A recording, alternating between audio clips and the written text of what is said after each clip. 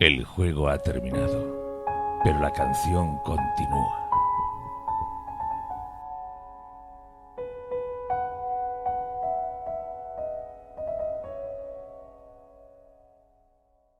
Bienvenidos todos y todas a La Canción Continúa, el primer podcast en español dedicado a la relectura de Canción de Hielo y Fuego.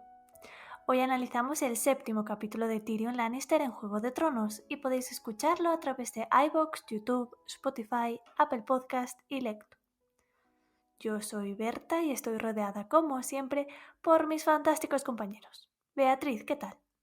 Hola chicos, ¿qué tal? ¿Cómo estáis? Bueno, un capítulo bastante guay. A ver, todos los capítulos los sale Tyrion yo feliz, pero además es que en este capítulo vemos por primera vez en primera persona a Tywin Lannister, amado por algunos, odiados por la mayoría. Y bueno, empezamos ya pues ese carácter tan fantástico que tiene Tywin, tanto con su como con la vida en general. Así que deseando empezar a hablar sobre él.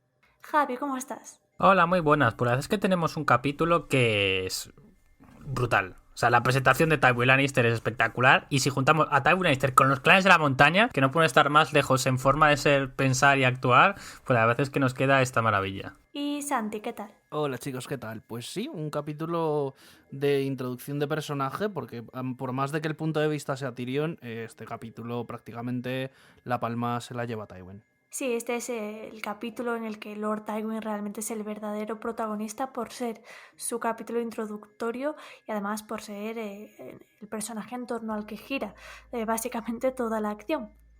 Pero bueno, estoy segura de que va a haber mucho debate en torno a su figura durante el análisis, así que antes de pasar a ello, os recuerdo que podéis apoyar a este podcast a través de Patreon y disfrutar de ventajas como recibir el podcast semanal con antelación o contenido exclusivo como nuestro podcast mensual para Patreons. Podéis apoyarnos a través de patreon.com/La Canción Continúa, donde encontraréis una serie de categorías entre las que elegir la que más os guste.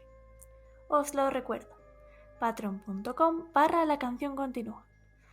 Pero vamos a situarnos en el capítulo que nos toca hablar hoy. Y Santi, cuéntanos qué preguntas nos han hecho esta semana los oyentes. Claro que sí, como todas las semanas, pues a través de nuestro hashtag de preguntas LCC nos han hecho llegar pues una pregunta relacionada obviamente con este capítulo que vamos a escuchar a continuación. Hola, buenos días chicos. Quería agradeceros el esfuerzo y la constancia que estáis dedicando al podcast, que nos tiene a todos enganchados. Bueno, mi pregunta para este capítulo consiste en que, sabiendo lo orgulloso y lo inseguro que es Tyrion, ¿creéis que si le hubiera hecho más la pelota a Tywin y a Cersei desde su infancia, habría logrado más afecto por parte de ellos?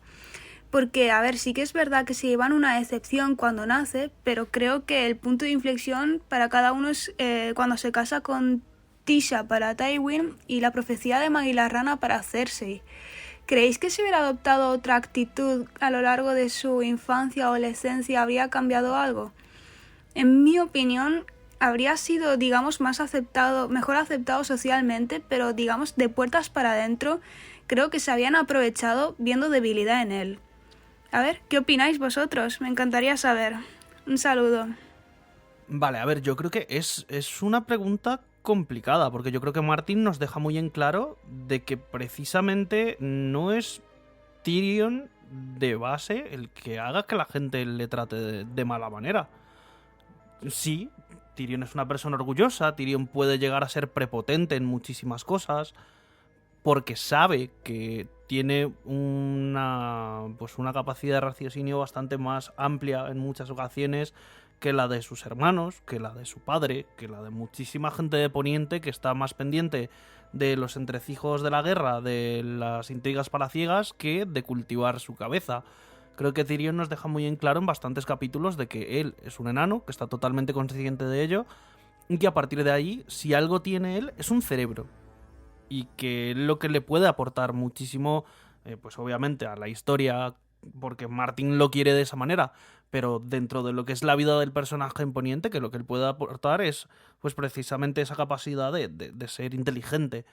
Por lo tanto, yo es que lo veo más allá del hecho de que pueda hacer Tyrion algo a favor de que le traten mejor, creo que es solamente por el hecho de que sea un enano, porque ya creo que lo hablábamos en un capítulo pasado, de decir que Si Tyrion no fuera un Lannister, ya sabríamos la que le habría pasado, que posiblemente hubiera amanecido ahogado el mismo día que naciera.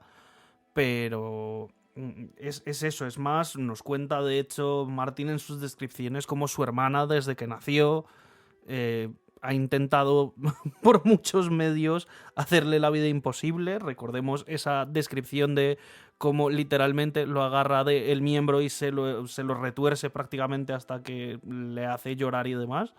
Así que a partir de ahí, yo creo que muchas veces Tyrion sí, a ver, se granjea enemistades, porque eso es muy evidente que se granjea enemistades, pero sobre todo en este caso, donde vemos la convivencia con su padre, con su tío, o sea, con gente de su familia, y que ya lo hemos visto en Invernalia con sus hermanos, es más el hecho de la poca confianza que tiene la gente en Tyrion por ser un enano, por ser diferente, que pues el que se haya granjeado esa enemistad, como así decirlo, simplemente por ser él. Pero bueno, compañeros, contadme vosotros qué pensáis en este caso. Bea, cuéntanos. A ver, es una pregunta muy interesante y además explora un poquito más la relación de Tyrion con su padre y con su familia en general. Evidentemente yo creo que el niño Tyrion ya desde muy pequeñito creo que ya fue consciente que poca cosa se podía hacer al respecto. Sobre todo, y me gustaría destacar esto, porque cuando hablamos de Tyrion siempre hablamos de su condición de enano, etcétera, pero muchas veces no hablamos del hecho de que su madre muriera en el parto, que creo que es algo... Yo no sé si pusiéramos una balanza qué odia más Tywin de Tyrion, no sé si pesaría más el hecho de que sea un enano o el hecho de que muriera su madre, ¿no? En el caso de Cersei probablemente lo de la madre, pero bueno, no sé, estaría por verse. El caso es que creo que desde pequeño ese niño ya estaba condenado al ostracismo por parte de su familia.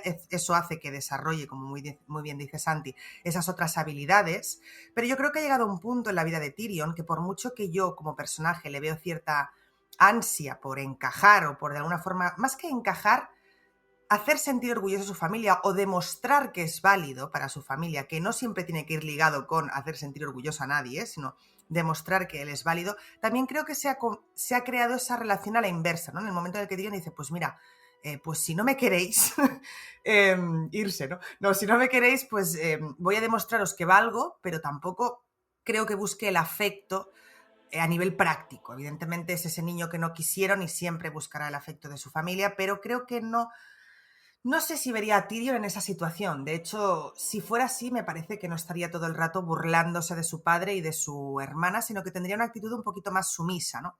Aún así, aunque lo intentara, estoy plenamente convencida que eso no cambiaría absolutamente nada. ¿Por qué? Porque los motivos por los que su familia odia a Tyrion no tienen nada que ver realmente con su carácter o su forma de ser, tienen que ver con cosas que él no puede cambiar. Una de ellas es haber matado a su madre y la otra es ser un enano. Por lo tanto, no hubiera importado qué hubiera hecho o dejado de hacer con su familia, aunque hubiera besado la tierra por donde pasaban, la reacción, me parece a mí, por parte del resto de los Lannister hubiera sido la misma. A ver, es un tema complejo. Podríamos hablar muchísimo tiempo de la relación entre Tyrion y Tywin. De hecho, en el capítulo vamos a hablar de ella, pero a la pregunta le podemos dedicar un tiempo limitado en el podcast, ¿no? Solo os puedo recomendar un ensayo que publicamos en Los Siete Reinos, titulado ¿Se hubieran podido llevar bien Tyrion y Tywin? Y bueno, habla de puntos en común, ¿no? Hay que decir que la mayor irracionalidad de la relación viene con Tywin, es decir, es Tywin el que detesta a Tyrion y eso genera la respuesta de Tyrion. Además, publicamos en Los Siete Reinos otro ensayo que iba en una línea similar, básicamente como que, el otro ensayo se titula ¿Por qué Tywin odiaba realmente a Tyrion? Pero es como el otro lado de la moneda. El lado de la pregunta es para poder llevarse bien. A ver, yo creo que habría una opción, por decirlo así. Primero, que Tywin le hubiera dado a Tyrion una esposa de alta alcurnia y, por ejemplo, el ensayo que es de Stefan Sass especula que fuera, por ejemplo, de Bravos.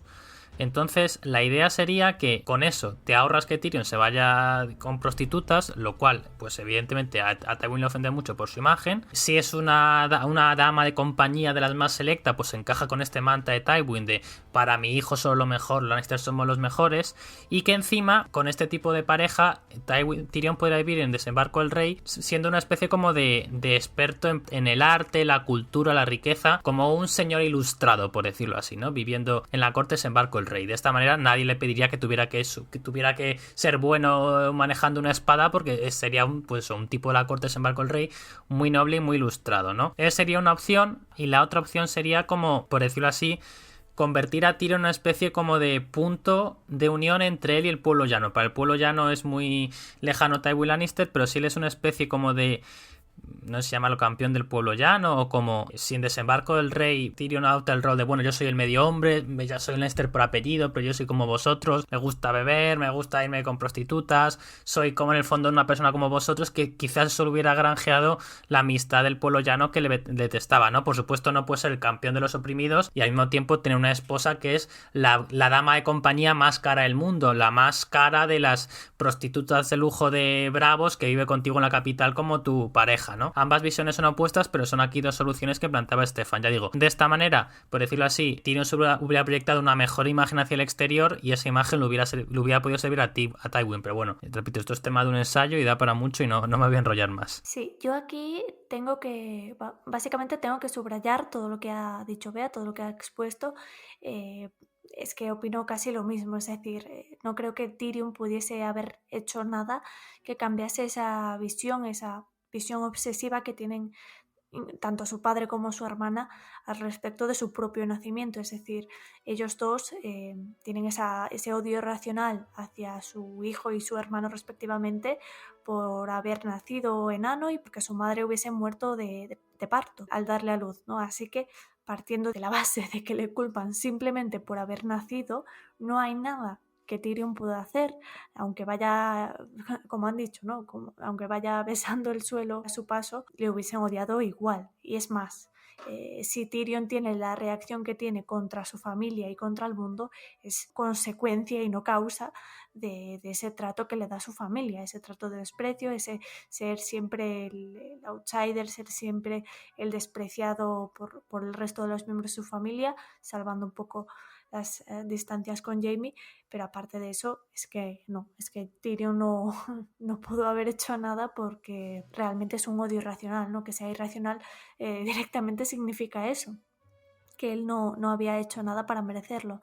Así que muy probablemente, aunque de niño y durante su crecimiento hubiese cambiado su actitud para de alguna forma buscar la aprobación de su padre o de su hermana, yo creo que la respuesta hubiese sido siempre rechazo. Y además creo que muy probablemente eso es lo que pasó, ¿no? Que un niño pequeño, Tyrion, buscó en algún momento la aprobación de su familia, como la buscan todos los niños, y lo que se encontró fue rechazo absoluto, y eso le hace ser como hace cuando es más adulto, ¿no? Pero bueno, es algo debatible, es algo que realmente cabe distintas opiniones, ¿no? Pero yo me inclino a pensar un poco básicamente por el discurso que ha hecho Bea. Pero bueno, es algo que podremos seguir debatiendo porque realmente la relación entre Tywin y Tyrion es algo que vamos a seguir hablando durante el análisis, pero ahora os dejo con mis compañeros que os van a resumir el capítulo de esta semana. Chela, hija de Cheik, fue quien les llevó la noticia del ejército en la encrucijada. Eran unos 20.000. Tyrion contempló su desastrada banda de salteadores, casi 300. Era su comandante o su prisionero. La mayor parte de las veces tenía la sensación de que era ambas cosas. Propuso que lo mejor sería que bajara él solo. Esto no gusta a Saga, hijo de Dolph.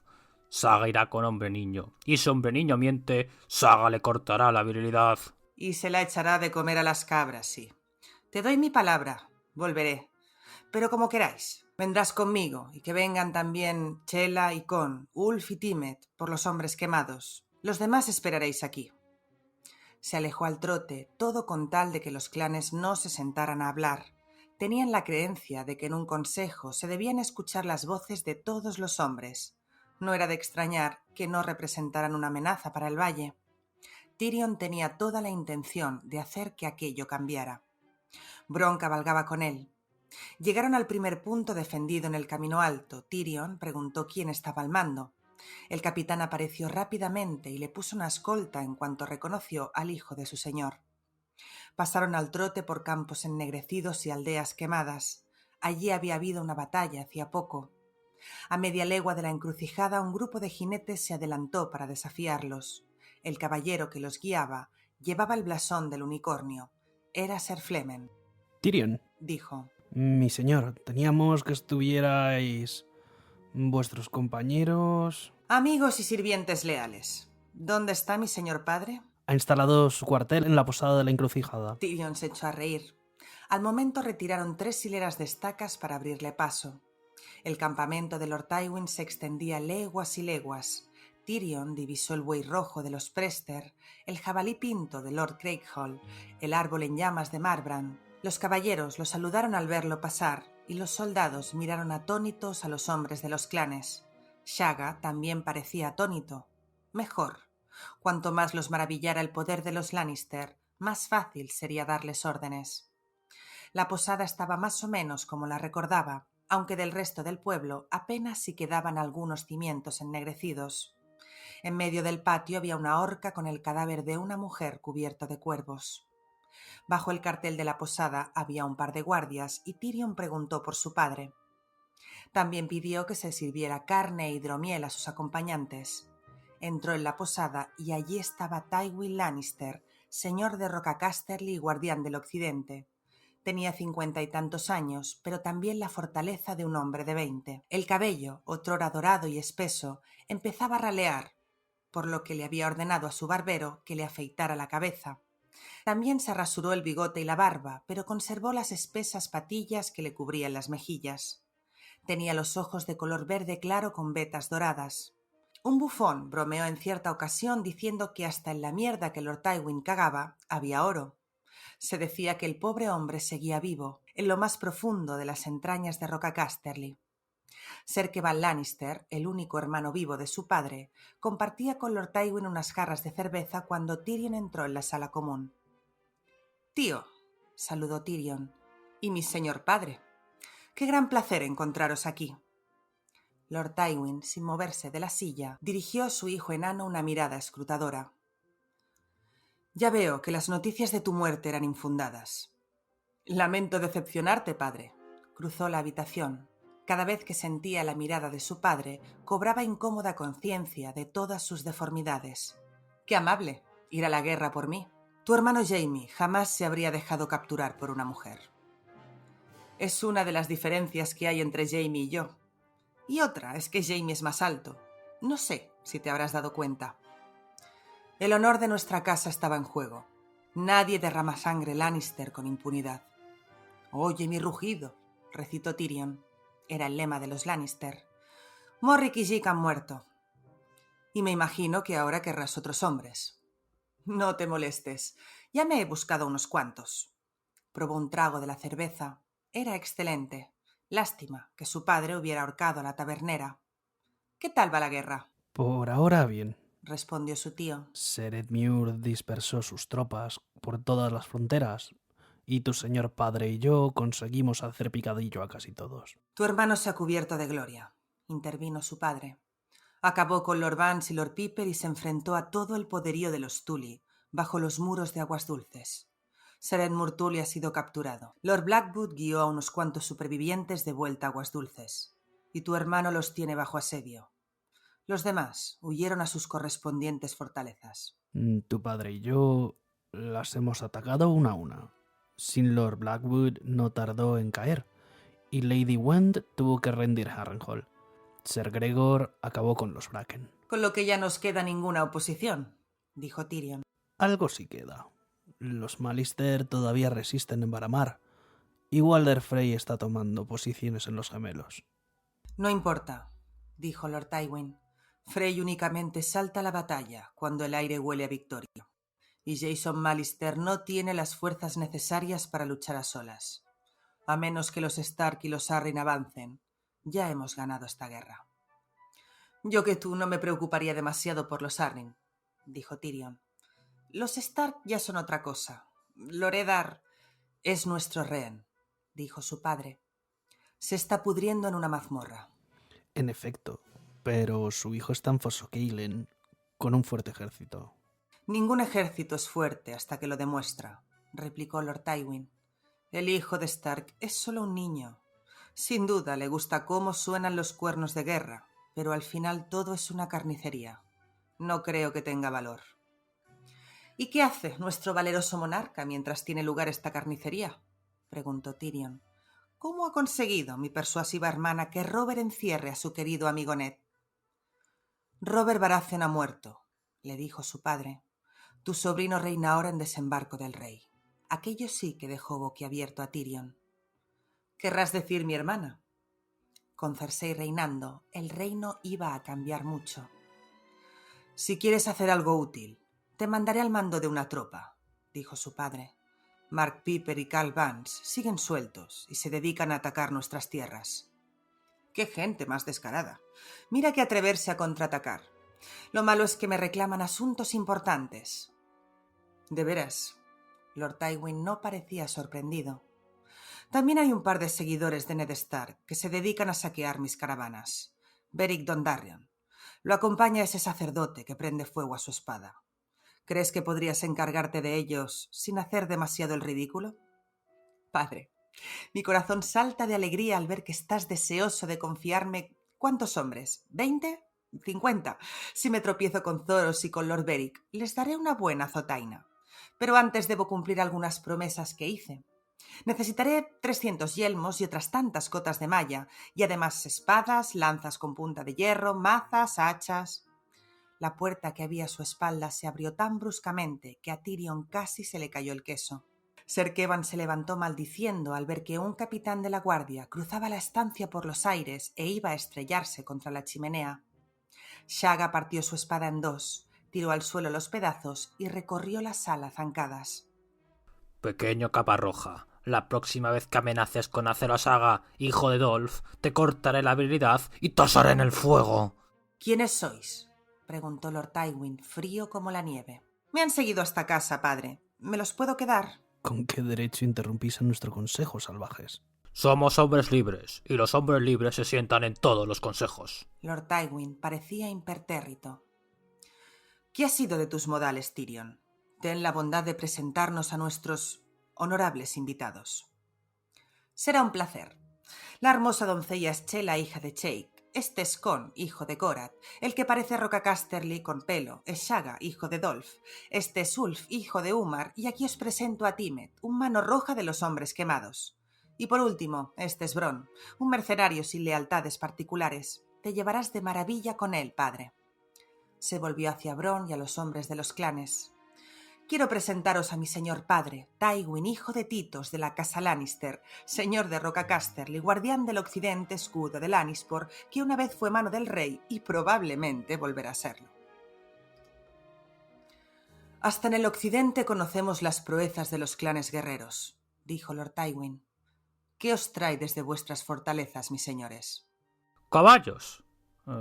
Una promesa de seda y acero. Tyrion estaba a punto de informar a su padre de cómo se proponía reducir el valle de Arryn a un erial humeante, pero no le dieron ocasión.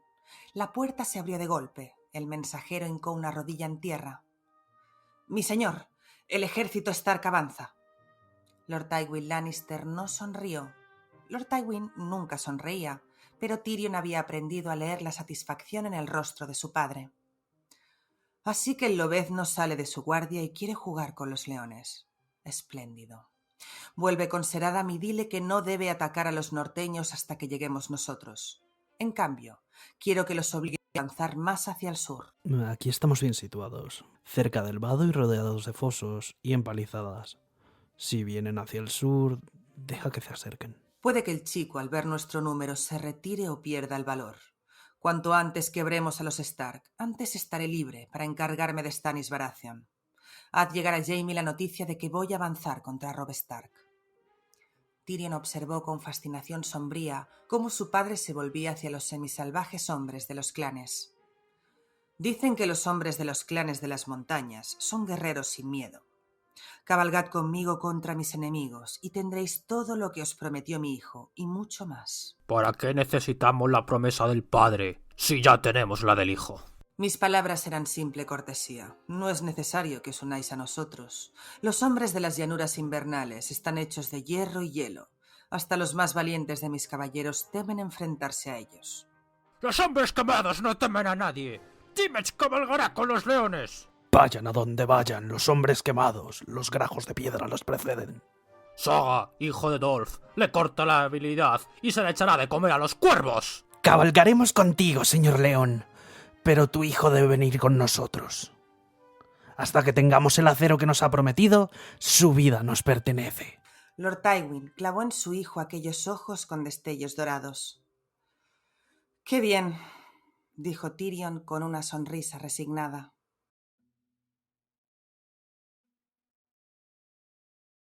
En este capítulo vemos esa llegada de Tyrion junto a Bronn, ese mercenario que siempre le va a acompañar, por lo menos gran parte de su historia, y también junto a los clanes de las montañas que llegan pues al campamento Lannister, ¿no? Al campamento donde Tywin Lannister ha establecido todo su ejército y que además ocupa varias leguas a la redonda. Y es que la llegada de Tyrion con estos clanes en las montañas no carece de importancia porque realmente al final de este capítulo, y como acabamos de ver en el resumen de una forma tan maravillosa, pues estos clanes en las montañas se van a unir a las fuerzas de Tywin en las batallas que se avecinan. Además, estos clanes de las montañas sirven aquí un poco, yo creo, para que el lector pueda, devolverle un poco esa realidad de la que el libro nos aleja muchas veces por el hecho de vivir en una sociedad feudal y de ver todo a través de los ojos de los nobles que se ven beneficiados por ese sistema, ¿no? Y aquí los salvajes o los clanes de las montañas funcionan un poco a modo de recordarnos otras formas de vida, ¿no? Esa filosofía de la que hablan al principio, de que ellos son hombres libres y no pueden estar en los consejos de guerra que quieran porque realmente tienen la libertad para hacerlo. Y además, a este respecto hace Tyrion una reflexión muy interesante, porque Tyrion, que es parte de este sistema feudal y evidentemente piensa como una persona que forma parte de este sistema, pues dice que aquello era, además lo cito, aquello era lo malo de los clanes. Tenían la absurda creencia de que en un consejo se debían escuchar las voces de todos los hombres, con lo que discutían de manera interminable sobre cualquier asunto. Hasta las mujeres podían hablar. No era de extrañar que no representaran una amenaza para el valle desde hacía cientos de años, aparte de alguna que otra incursión ocasional. Tyrion tenía toda la intención de que aquello cambiara.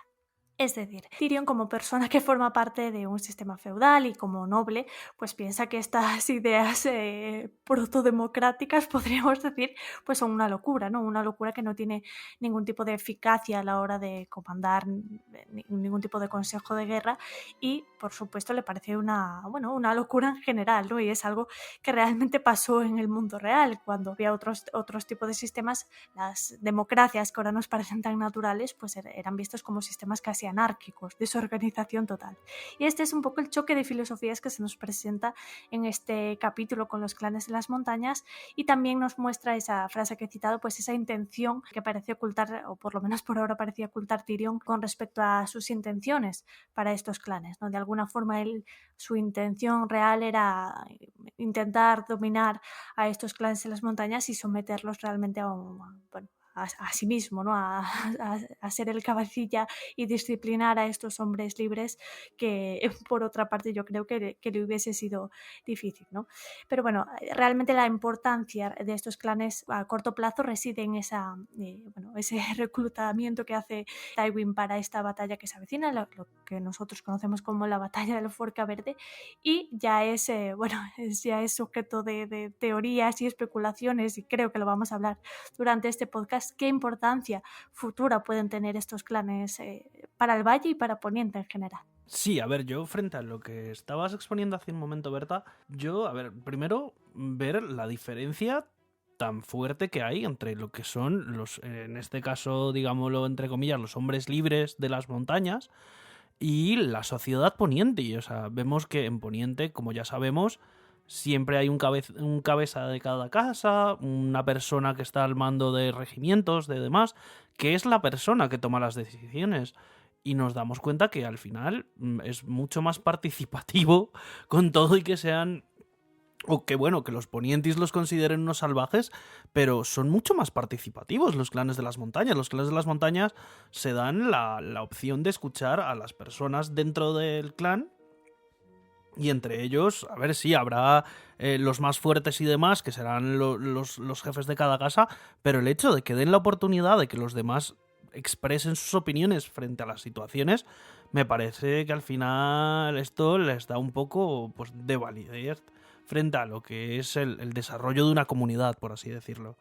Por lo tanto, creo que es muy importante ver eso, ver que más que a diferencia de las casas ponientis, esta gente sí que se puede llamar un pueblo libre. O sea, no deja de ser algo incluyente, participativo y digamos un poco más democrático que la simple opción de poniente, que es yo soy el señor de la casa o yo soy el comandante del ejército, os calláis y hacéis lo que yo diga y vais a morir en mi nombre porque a mí me ha dado la gana de ir a la guerra, por así decirlo.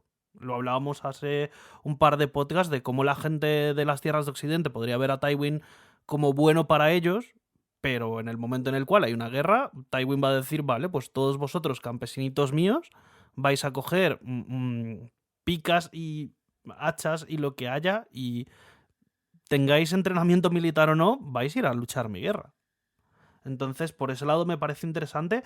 Y frente a la intención de Tyrion, no sé yo hasta qué punto él creyera que podría ser su líder y usarlos. Yo creo que al final, sí, un poco aprovecharse de lo inocentes que son frente a lo que es el desarrollo precisamente de una comunidad en Poniente y decir, mira, yo les prometo cosas y los voy a mandar en la vanguardia a enfrentarse contra soldados y así voy a ir diezmándoles fácilmente. O sea, al final él se ha salvado el pellejo de que los clanes de la montaña no le maten ni a él ni a Bronn, sabiendo que era muy posible de que si los pillaban les mataran y no llegaran al campamento de Tywin, y pues los va a tener disponibles para irles prácticamente matando de a pocos entre guerra y guerra. Sí, la verdad es que a mí lo que me parece interesante de todo esto es cómo Martin refleja estas sociedades de alguna forma alternativas, sería la palabra, más allá de lo que es Poniente, ¿no? Lo hemos visto con los Dothrakis, lo hemos comentado varias veces.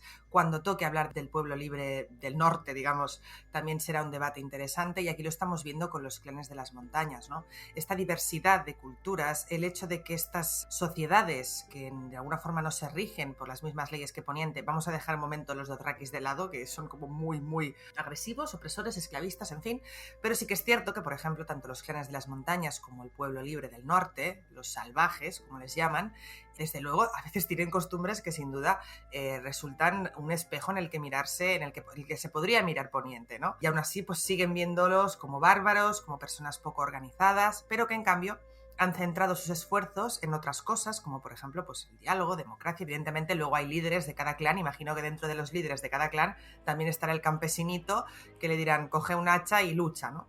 Pero al menos pues se debate todo con un consenso, y es muy gracioso, por ejemplo, ese momento en el que entra Shaga y dice no, es que nosotros somos grandes señores y de nuestras tierras y tenemos que estar en este consejo hablando de lo que va a ocurrir. Entonces me gusta que Martin también nos refleje estas sociedades, creo que le da mucho más color y de alguna forma también expresa y critica cosas que igual no podría hacer desde la sociedad poniente, ¿no? Creo que aprovecha precisamente estas sociedades para hacer crítica sobre lo que está ocurriendo en Poniente y sobre cómo se gobierna. Por otro lado, la percepción que tiene Tyrion sobre esto es interesante, porque al final, por mucho que nos gusten los personajes, que sé que Tyrion es un personaje con mucho gris, ¿no? Pero ahora mismo estoy pensando, por ejemplo, en Ned, que es un personaje que en general pues es buen tío, también tiene ciertos momentos en los que es machista, en los que es clasista, y eso es una realidad, y me parece bien.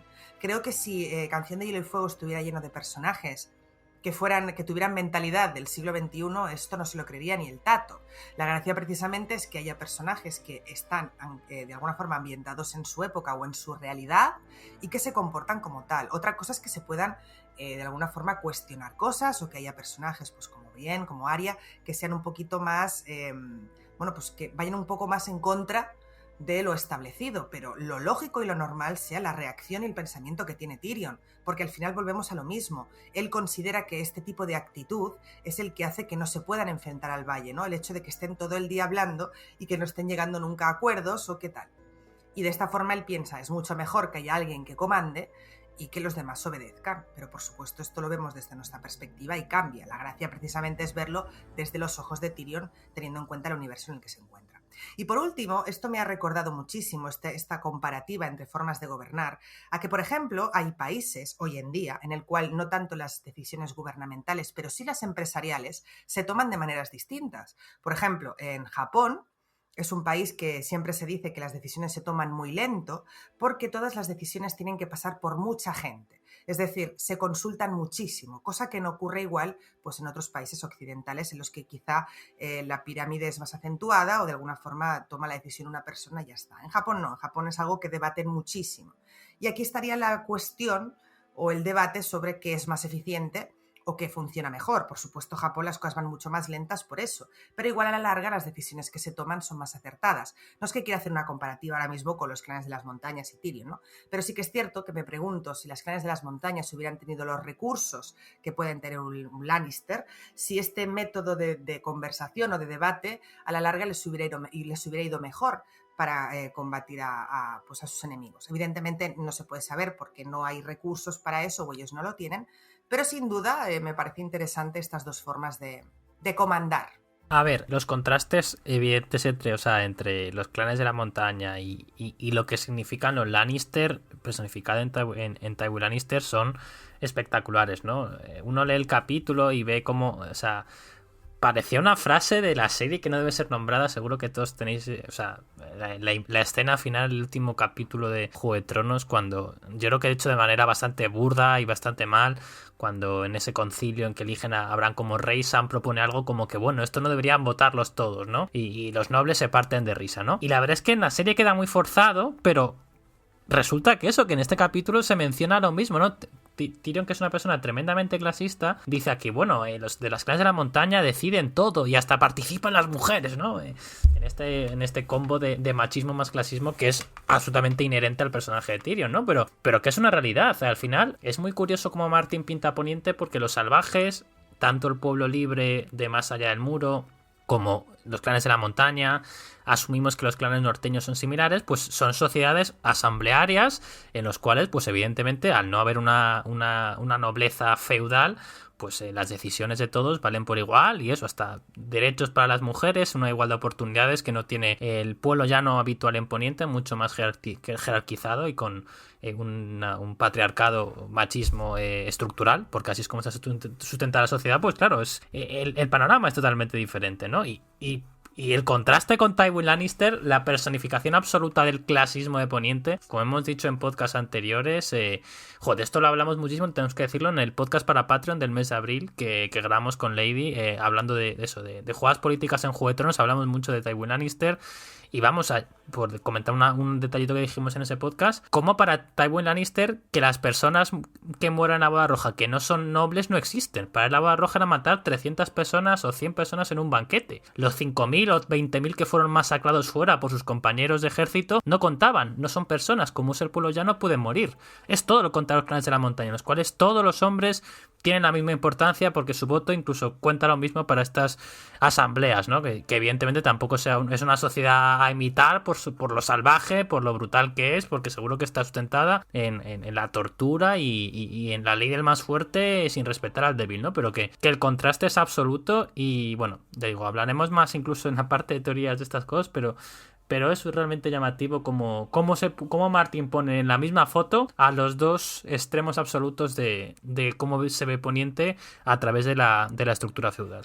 Claro, es que es eso, ¿no? Un poco Martin haciéndonos un choque de realidad, un choque de filosofías en lo que nos muestra, claro, yo creo que al estar tan dentro de la saga, ya en este punto en el que ya vamos bastante avanzados en Juego de Tronos, ya hemos comprendido la sociedad de Poniente, ya hemos empatizado con los personajes, a veces se nos olvida, ¿no? Se nos olvida, por supuesto, el pueblo llano y se nos olvida también que estas personas, todos nuestros protagonistas son miembros de una sociedad feudal que no van a tener una filosofía como la nuestra, una filosofía democrática, una filosofía que respete los derechos de las mujeres, etcétera, ¿no? Y aquí de repente meter a los clanes en las montañas y expresar su filosofía de libertad, de pseudodemocracia, no me atrevo a llamarlo a democracia como tal, porque como muy bien habéis destacado vosotros, seguramente se rija por una ley de la más fuerte, etcétera, ¿no? Pero es ese choque que nos devuelve un poco a la realidad y nos vuelve quizás un poco más objetivos con los personajes que estamos viendo y que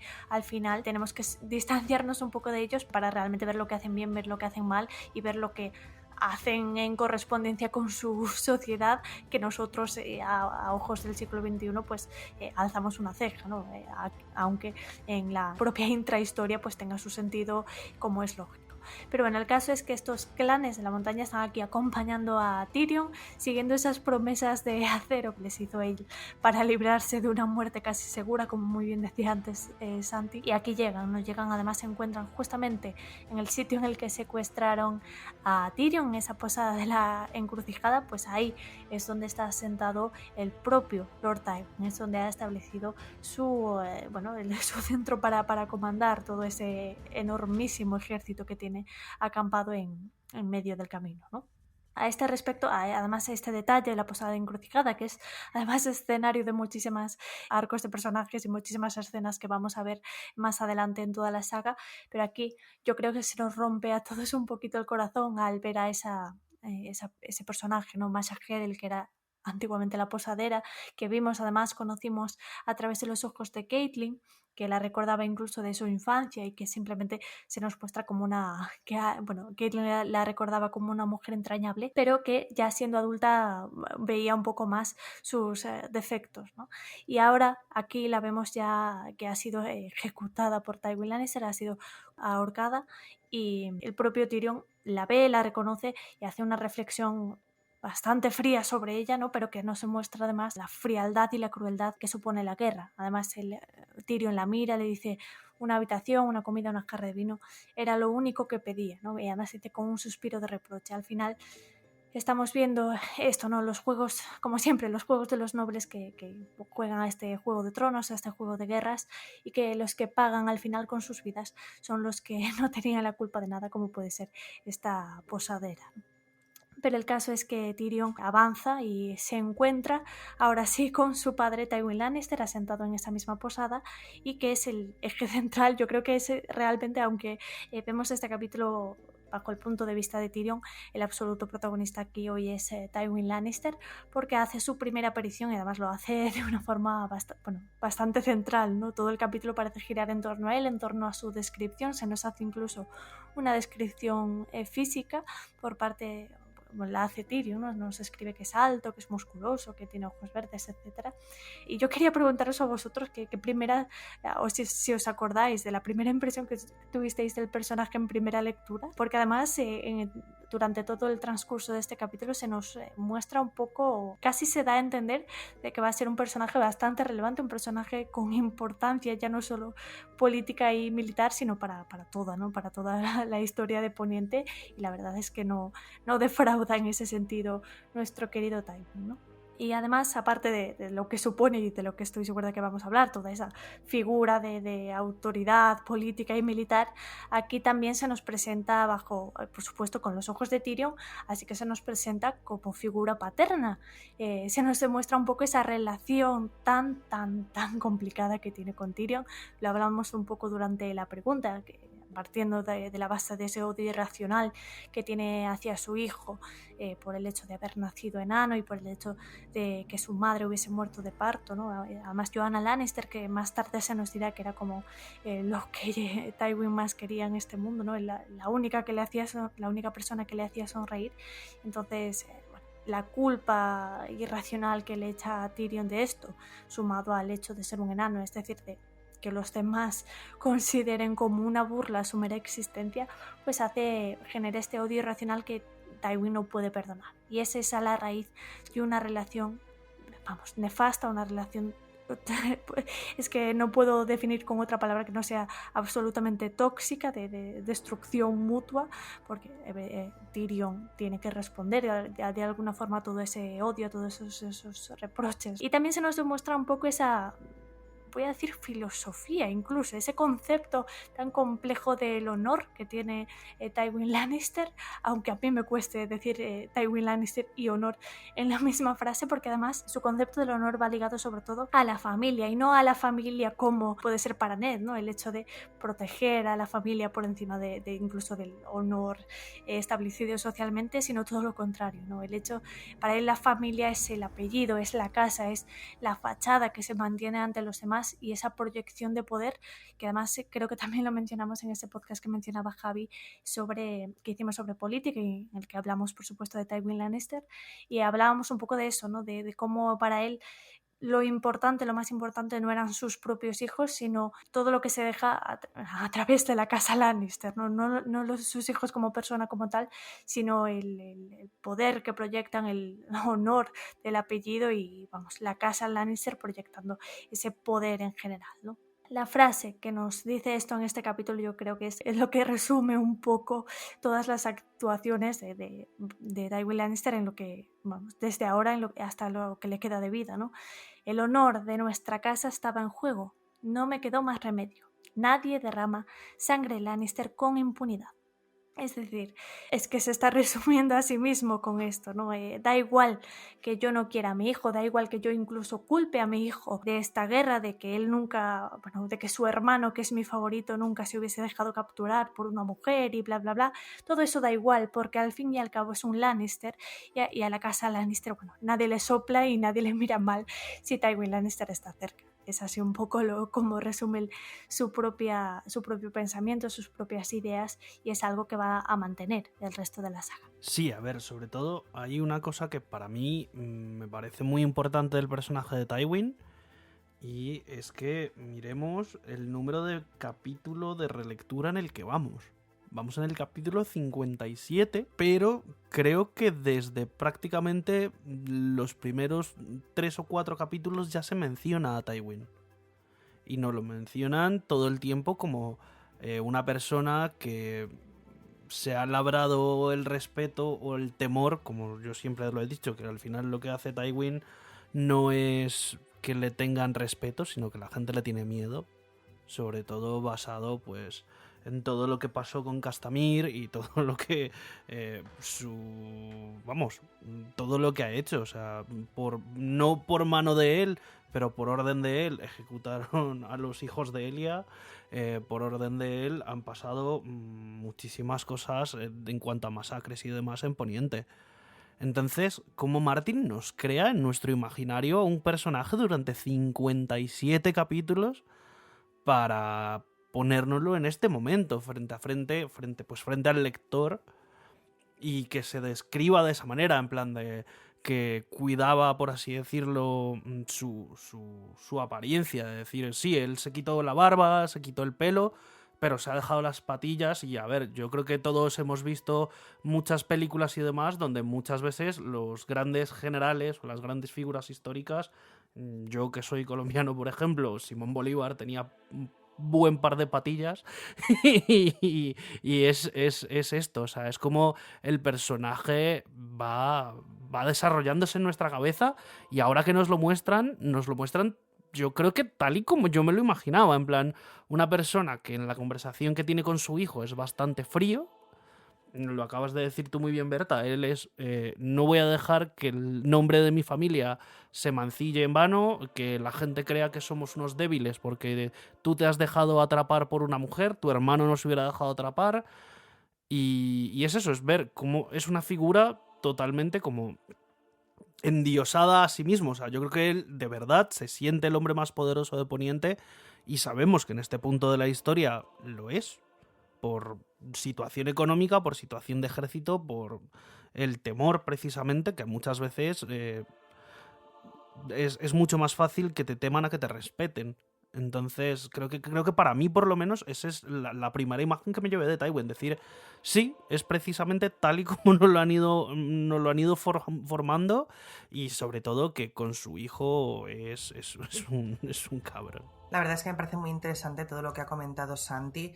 Sin duda estoy muy de acuerdo con esto de que nos van de alguna forma presentando esa figura antes y de repente lo vemos entre nosotros y es lo que dice, ¿no? Y recuerdo hablar de esto cuando hablábamos de Cersei en el trono, cuando detienen a Ned, ¿no? Esa parafernalia, esa actuación, Y creo que Tywin aquí tiene un poco lo mismo, sobre todo lo que decía Santi del aspecto, ¿no? Y de hecho hay una frase que yo no he podido poner en el resumen, pero ojalá pudiera ponerlo todo, pero hay una frase que dice algo así como Lord Tywin no dejaba nada a medias. Si le raleaba el pelo, se rapa y a otra cosa, ¿no? Eso ya de alguna forma demuestra cierto carácter, ¿no? Y nos explica un poquito más cómo es este personaje, aunque todavía no lo conocemos bien. Acabamos de recibir pues, el primer input, vemos que no se lleva bien con su hijo, eso es una realidad. Tampoco sabemos hasta qué punto puede llegar a ser con él, pues hasta aquí, bueno, pues más allá de que le dice que si puede enfrentarse a Beric Dondarrion sin hacer demasiado el ridículo y que no se hubiera dejado, que Jaime no se hubiera dejado atrapar por una mujer, no hay mucho más de donde poder rascar como para decir, madre mía, qué padre horrible. Ya vemos que buen padre no es,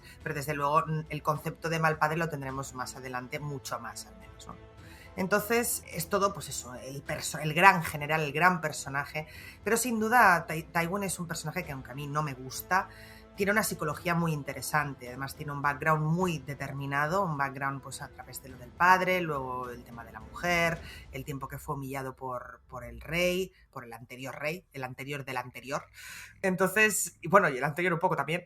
El caso es que de alguna forma se ha ido forjando este carácter que ya tenía de muy joven, pero probablemente pues también ha ido evolucionando, y sin duda tiene una psicología muy interesante el personaje de Tywin. Insisto, a mí no me gusta, pero a nivel de psicología no está al nivel del hijo, por supuesto. Me parece que Tyrion es mucho más profundo como personaje, pero no está nada mal. Desde luego estoy de acuerdo con esa frase, ¿no?, de que Tyrion es el verdadero hijo de Tywin, en el sentido de que al menos los dos me parecen muy bien trabajados. Más allá de eso, la primera impresión que me llevé yo de Tywin, pues eso, un personaje que se nos había estado anunciando muchísimo, el gran padre Lannister, el hombre más rico, como decía Santi, ¿no?, más poderoso de todo Poniente. Lo tenemos ahí hablando con su hermano, muy decisivo, ya lo de la tabernera nos deja un poquito, al menos a mí me choqueó, el tema de este señor nos está con chiquitas, sabíamos ya también lo de los hijos de Elia, y de alguna forma pues lo vemos ahí por fin, alto, más joven de lo que es, o sea, parece más joven de lo que es, vamos. Pues eso, un gran señor, un gran señor. Lo de las patillas me parece un detalle muy bueno, Santi, que yo no había caído, y la verdad que los patillos es muy, muy guay. En cuanto a la relación de Tywin con su familia, yo creo que, como decía, tiene que ver mucho con la psicología del personaje, con todo lo que ha tenido, según su percepción, que trabajar y que sacar del barro el honor de los Lannister, que se había encargado de hundir su padre, y ha tenido que sacarlo del barro, pues infundiendo miedo o respeto o lo que fuera. Me parece curioso el tema de, ¿le hubiera costado al mismo tiempo infundir miedo que respeto? Yo creo que no. Creo que el miedo se infunde más rápido que el respeto. El respeto te lo tienes que ganar pues cada día, ¿no?, como hacía Stark. Tywin solo tiene que hacer un par de cosas para que todo el mundo lo tema. Igual le corría prisa. Es decir, el hecho de tener que levantar una casa, igual le corría más prisa que lo temieran. O sea, igual le parecía más efectivo en ese momento que lo temieran y volvieran a respetarlo a través del miedo, que no tener que estar sentándose con sus vasallos y hablando con ellos y bla, bla, bla. Igual en la situación en la que se encontraba su familia, pensó, pues mira, casi mejor les hago que tengan un poquito de miedo y ya estaría, no tengo que estar ahí perdiendo el tiempo. Según la psicología de Tywin, no sé qué opináis. Es que Tywin Lannister da para mucho. Lo que voy a decir de Tywin Lannister es que vamos a tardar mucho en verlo bien en Canción de Hielo, o sea, en Canción de Hielo y Fuego, en la canción continúa. Vamos a tener ahora 3 capítulos de Tywin Lannister, si no me falla la memoria, de aquí al final del libro, la batalla del bosque susurrante, y si no me equivoco el tercero, en que pues básicamente los Lannister se dan cuenta de que han perdido, están perdiendo la guerra, y Tywin se arremanga, dice, ve a ganarle a Robb Stark, y así que tú te vas a ir a desembarco el rey Tyrion a ejercer como mando, ¿no? Te digo que me pueden fallar las cuentas, pero me suena eso. Y luego no vemos a Tywin Lannister hasta el final de Choque de Reyes, cuando aparece en la batalla de las Aguas Negras. O sea, sí, va a estar en Harrenhal cuando esté Arya Stark, pero evidentemente esto no es la serie Juego de Tronos y Arya Stark no va a ser la copera de Tywin Lannister, porque no tendría mucho sentido. Tiene sentido en la tele, que funciona muy bien, pero no tendría mucho sentido lógico. Vamos a estar mucho tiempo sin ver realmente a Tywin Lannister, a verle en confianza. Y luego en Tormenta de Espadas sí vamos a tener capítulos en que vamos a verle, especialmente capítulos de Tyrion en Desembarco del Rey. Pero, por ejemplo, Sansa está en Desembarco el Rey, pues como comprenderéis, Sansa no interactúa demasiado con Tywin Lannister, y luego Tyrion Lannister se pasa el último tercio del libro entre prisión y ser juzgado, así que tampoco tiene mucha interacción con Tywin. Todo esto es para decir que Tywin es un personaje colosal, cuya sombra, por decirlo así, se despliega sobre toda la obra. Ya comenté un podcast pasado que para mí es el gran villano de Tormenta de Espadas, pero que debemos disfrutar cada capítulo que tenemos con él, porque son pocos. Como digo, van a ser 3 en este libro y este es uno de los 3. Y la verdad es que cada diálogo me parece maravilloso. Si hemos dicho, lo último que decía en esta intervención, si hemos dicho en podcast pasados que leer los capítulos de Tyrion es una delicia por el ingenio que tiene, por el cariño que Martin le demuestra a la hora de escribirle, por lo genial que es, porque Tyrion, como es tan inteligente, es realmente genial en sus respuestas, en sus comentarios. Tywin también es un personaje colosal, y cómo le pinta a Martin, cómo le crea como una figura que trasciende la página y que domina Poniente incluso estando sentado. A mí esa metáfora que hice que incluso estando sentado parecía muy alto, me parece maravilloso, la verdad. Sí, exacto. No es materia de este podcast ni mucho menos analizar la figura de Tywin Lannister al completo, ¿no? Porque realmente, como dice Javi, aunque no sale explícitamente en muchos capítulos más, aunque hay varios que sí, realmente su sombra se proyecta durante muchos capítulos en muchos puntos de vista y realmente toda la historia de Poniente. Estoy segura de que vamos a hablar muchísimo a través de esta relectura de lo que es la figura de Tywin Lannister. Pero realmente aquí, hoy que estamos presentando a este personaje, sin duda, como habéis analizado muy bien, es un personaje, vamos, relevantísimo y sobre todo también en su relación con sus hijos, en especial con Tyrion, que es el punto de vista que tenemos hoy, que tenemos en este primer libro. Ya cuando entran los puntos de vista tanto de Jaime como de Cersei, esta figura paterna adquirirá más dimensiones, ¿no?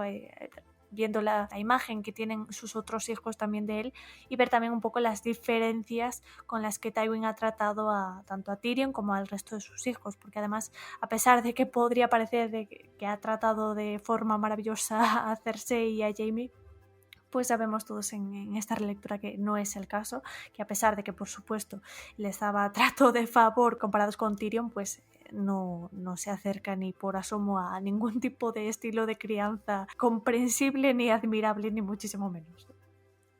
Pero si hemos visto la figura de Tywin Lannister como padre, y quizás esa figura que se nos presenta todavía un poquito desconocida, a pesar de que ya habíamos escuchado hablar de él, también se nos presenta aquí en este capítulo como ese comandante, ¿no? Ese comandante militar y esa figura política de autoridad que supone para la casa Lannister y para Poniente en general. Porque en este capítulo, si en el capítulo pasado a través de Catelyn conocíamos la estrategia militar de Robb y se nos presentaba un poco a Robb como militar y todas esas estrategias y tácticas que quería seguir para enfrentarse a los Lannister, hoy vemos el punto de vista contrario del bando contrario, en el que vemos pues la estrategia que está siguiendo la casa Lannister, ¿no? Como veíamos la semana pasada, es cierto que el ejército del Matarreyes triunfó en el Colmillo Dorado sobre varios señores de las Tierras de los Ríos y por su parte Tywin Lannister inició una especie de, es que no sé ni cómo llamarle, ¿no? Ataque a todas, ¿no? A casi todas las fortalezas restantes de las Tierras de los Ríos. Y aquí muchos dicen que a pesar de que Tywin Lannister suele proyectar esa figura de gran general o de gran estratega militar, pues parece ser que todo lo contrario, ¿no? Realmente este ataque a las fortalezas, que evidentemente gana, parece más una debilidad de Edmure Tully como comandante que una habilidad de Tywin como tal, ¿no? Porque, como sabremos más adelante, Edmure Tully siguió, quizás se equivocó o quizás simplemente fue pues un humano preocupado por los otros seres humanos, cosa que no abunda en este mundo, pues se preocupó porque cada señor protegiese sus tierras. Y eso ocasionó pues que realmente dividir las fuerzas, ¿no? Y al dividir las fuerzas, Tywin Lannister solo tuvo que ir fortaleza a fortaleza hasta que la mayoría de ellas cayeron.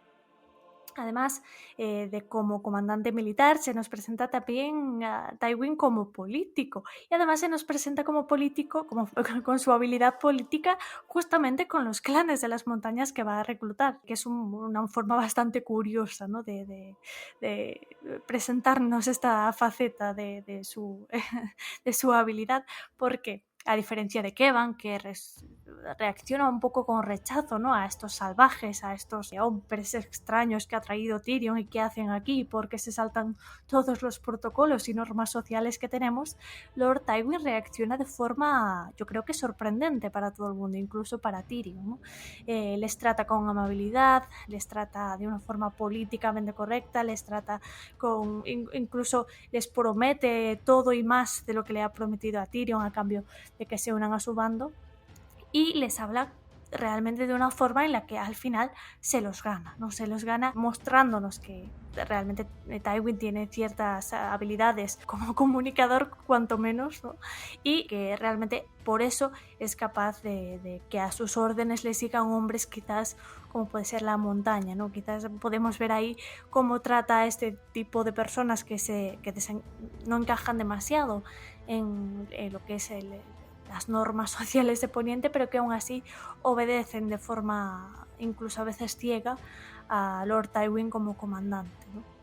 Pero bueno, quizás lo más relevante aquí ya no sea tanto eso, sino lo que hablábamos de su papel como comandante, porque a pesar de haber dividido sus fuerzas y atacado todas estas fortalezas, la amenaza que se le presenta ahora es, por supuesto, como llega en este capítulo, en ese soldado corriendo, avisando, es Robb Stark y el ejército norteño que avanzan hacia el sur.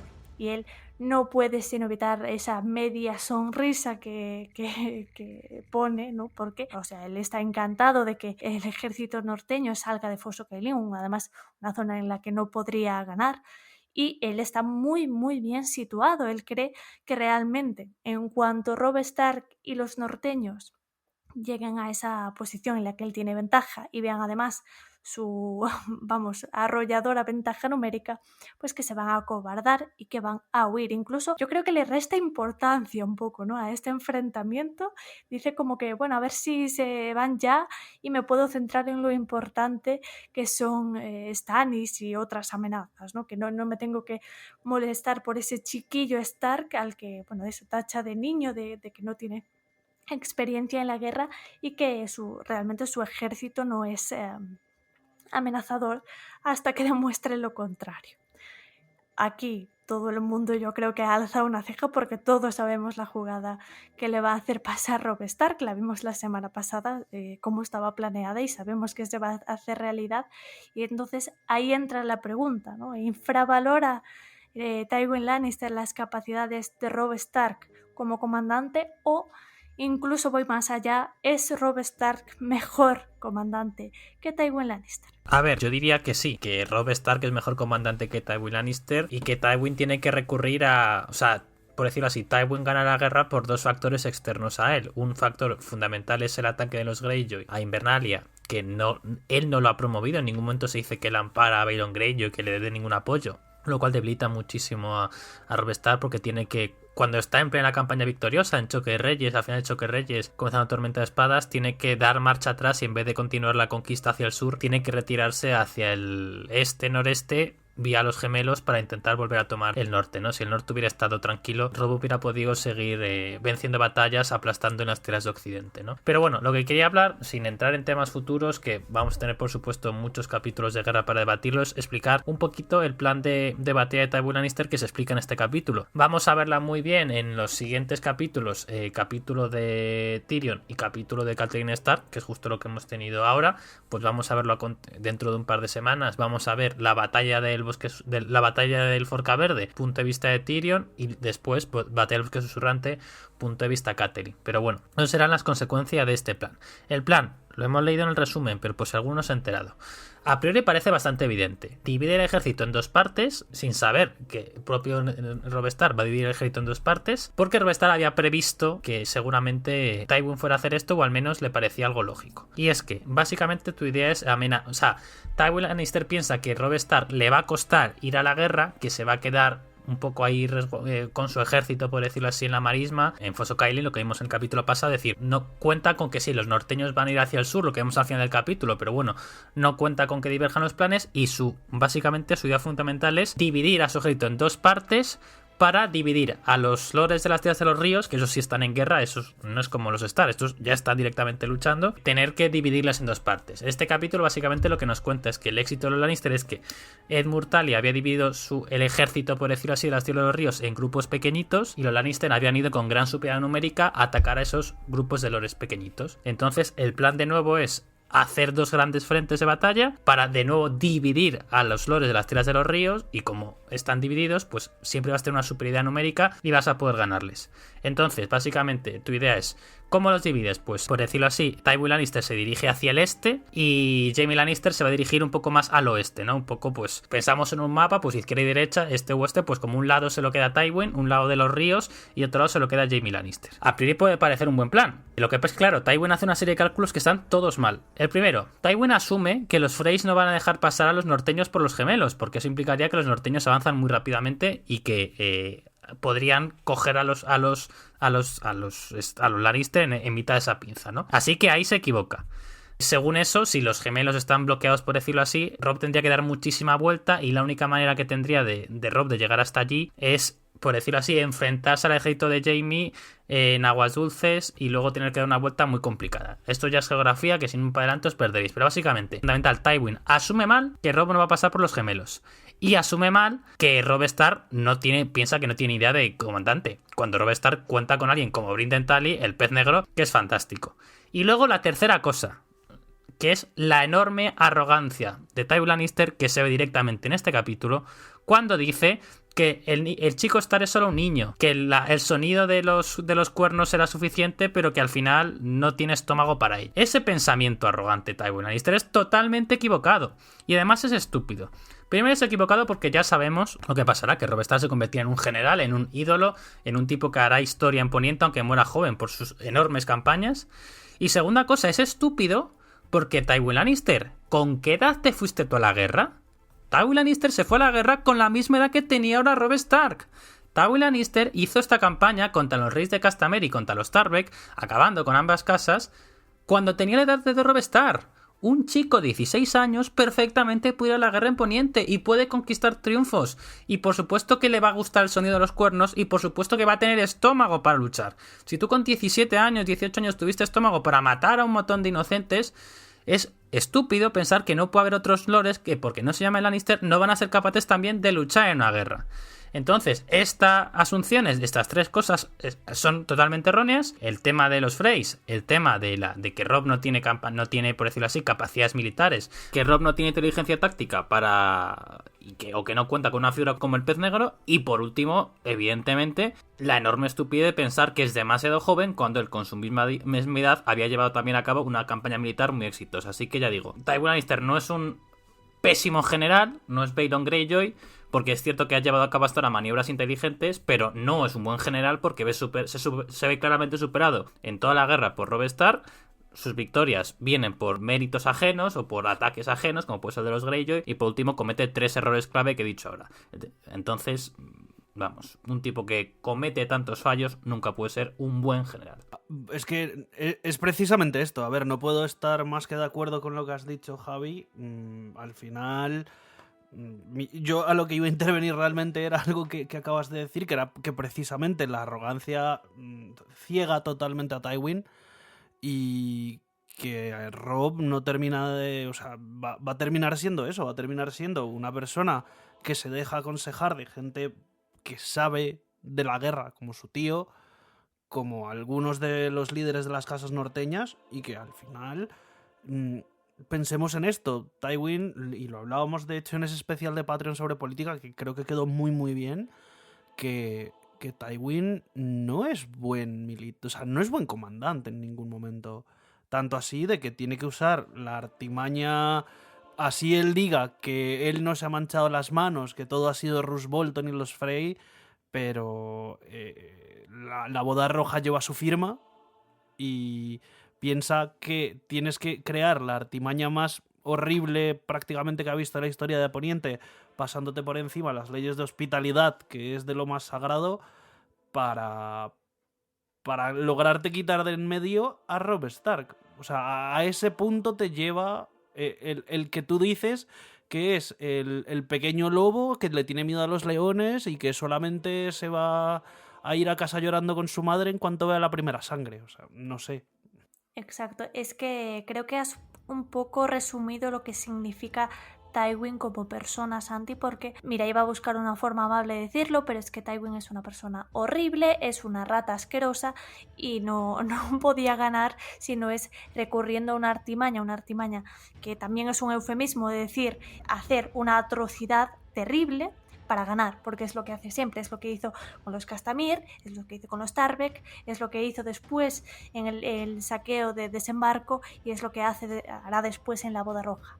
No es buen comandante, no sabe ganar sin recurrir a esas artimañas y por supuesto jamás perdona una ofensa, aunque él diga, aunque luego se reste culpas de la Boda Roja no fue cosa de Walder Frey, fue cosa de Bolton, porque es más honroso matar a bla bla bla bla bla bla, se justifica. No, lo que pasa es que no ha podido perdonar la ofensa que supuso esta jugada de Robb Stark, que quedó totalmente por encima de él como comandante militar, como muy bien ha relatado Javi, ¿no? Con toda esa estrategia militar, y es que lo hace antes, quiero decir, en el momento en el que se le echa la culpa de el asesinato de él y de sus hijos, no, fue la montaña, ya claro, porque tú tampoco tenías motivos personales para ir a por Elia Martell, que todos sabemos que sí, ¿no?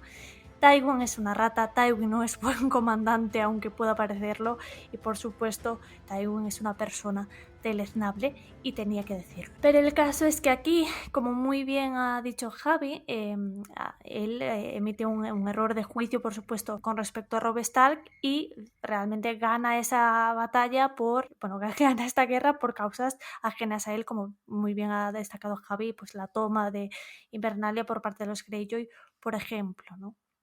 Pero aparte de eso, hay un detalle que ya podemos empezar a introducir aquí, porque hemos hablado de esa Boda Roja y esa Boda Roja no se entiende sin la figura de Roose Bolton, y Roose Bolton empieza a ganar importancia ya en este punto de la historia, porque, como bien averiguábamos la semana pasada, Roose Bolton iba a ser el comandante de esa parte del ejército de infantería de Robb Stark, que está enviando de hecho a enfrentarse con Tywin Lannister. Es ese aviso que reciben hoy de viene el ejército norteño, pues esa parte del ejército está comandada por Roose Bolton. Y es que aquí ya muchos dicen, ¿no? O las teorías dicen, o incluso yo creo que podemos decir que todos sabemos que Roose Bolton ya se estaba comportando de alguna forma bastante extraña. Roose Bolton, que realmente estaba en desventaja numérica con respecto al ejército de Tywin, avanza extremadamente rápido, es decir, no da descanso a su ejército durante esa marcha hacia el sur, cosa que le puede costar bastante cara, ¿no? En este tipo de guerras en las que realmente la fuerza y la resistencia de tu ejército es la clave para ganar, pues él ignora todo eso, pone a la cabeza de su ejército a todas las fuerzas de los norteños que no son las suyas, es decir, los que podemos decir realmente los que son sus propios enemigos en su zona, en su norte, ¿no? Pues los pone en la vanguardia, a los hombres de Bolton los pone en la retaguardia y va a marchas forzadísimas, es decir, fuerza la resistencia completamente de ese ejército para enfrentarse a un ejército que además tenía superioridad numérica. Además, a pesar de que pudo haber avanzado más lento, haberse situado, haber preparado algún tipo de defensa, porque realmente su ejército era menos numeroso, no lo hace, se tira de cabeza directamente hacia una situación en la que Tywin Lannister tenía claramente ventaja, en la que ya estaba situado y en la que ya podía establecer él sus propias defensas. Y además, al final, estos analistas políticos y militares, que yo por supuesto no domino sobre el tema, pero que he leído sobre ello, pues dicen que además es un movimiento bastante extraño el haber bajado tanto hacia el sur, porque al ejército norteño le habría beneficiado muchísimo más que fuese Tywin Lannister el que subiese hacia el norte a encontrarse con este ejército de infantería de Roose Bolton, porque aparte de que hubiesen podido defenderse mejor, le hubiese dado tiempo a la caballería de Robb, si tuviese éxito, que de hecho es el caso, de hacer un giro por el sur e incluso poder hacer ellos mismos una pinza. Esa pinza que intentaba hacer Tywin podría llegado a hacerla el ejército norteño y acabar de una vez por todas con este ejército de Tywin Lannister, lo que habría supuesto muy probablemente la victoria Stark en esta guerra, ¿no? Así que este comportamiento extraño y que además podremos seguir viendo durante los próximos capítulos es algo que los expertos en el tema por lo menos ya alzan una ceja, además sabiendo que Roose Bolton sería un traidor al norte, un traidor a la causa, y que muchos piensan además que ya aquí estaba jugando sus cartas para cambiar de capa. A ver, yo lo siento mucho, pero aquí tengo que discrepar. Yo creo que en este punto de la historia Roose Bolton todavía no quiere traicionar a Robb Stark o no se lo ha planteado. Evidentemente, la casa Bolton es enemiga de los Stark desde hace muchísimos años. Vamos, la historia de animosidad tiene eso, miles de años. Los Bolton han llegado a quemar Invernalia, a atacar Invernalia. Hemos visto incluso el propio Roose Bolton mantiene esta enemistad hacia los Stark, porque lo hemos visto en este mismo libro cuando, por ejemplo, en la batalla del Tridente recomienda a Ned Stark que mate a Barristan Selmy, sabiendo que eso va a dañar mucho su reputación, porque Barristan Selmy es un caballero prácticamente idolatrado en Poniente. Incluso el propio Tywin Lannister lamentará después lo que va a pasar con él, ¿no? Que vamos a verlo en el próximo capítulo de Sansa. Entonces, amigos no son. Y de hecho, diría que leales, Roose nunca fue totalmente leal a Robb Stark. Lo que yo diría es que en este punto no se está planteando traicionarle, sino que Roose juega a su propio juego. Roose en este punto no es del bando Lannister, es del bando de Roose Bolton. Y vamos a verlo más adelante, o sea, en este propio libro, en varios momentos. En primer lugar, ¿cuál es su táctica, o lo clave, cuál es su táctica en la batalla del Forca Verde?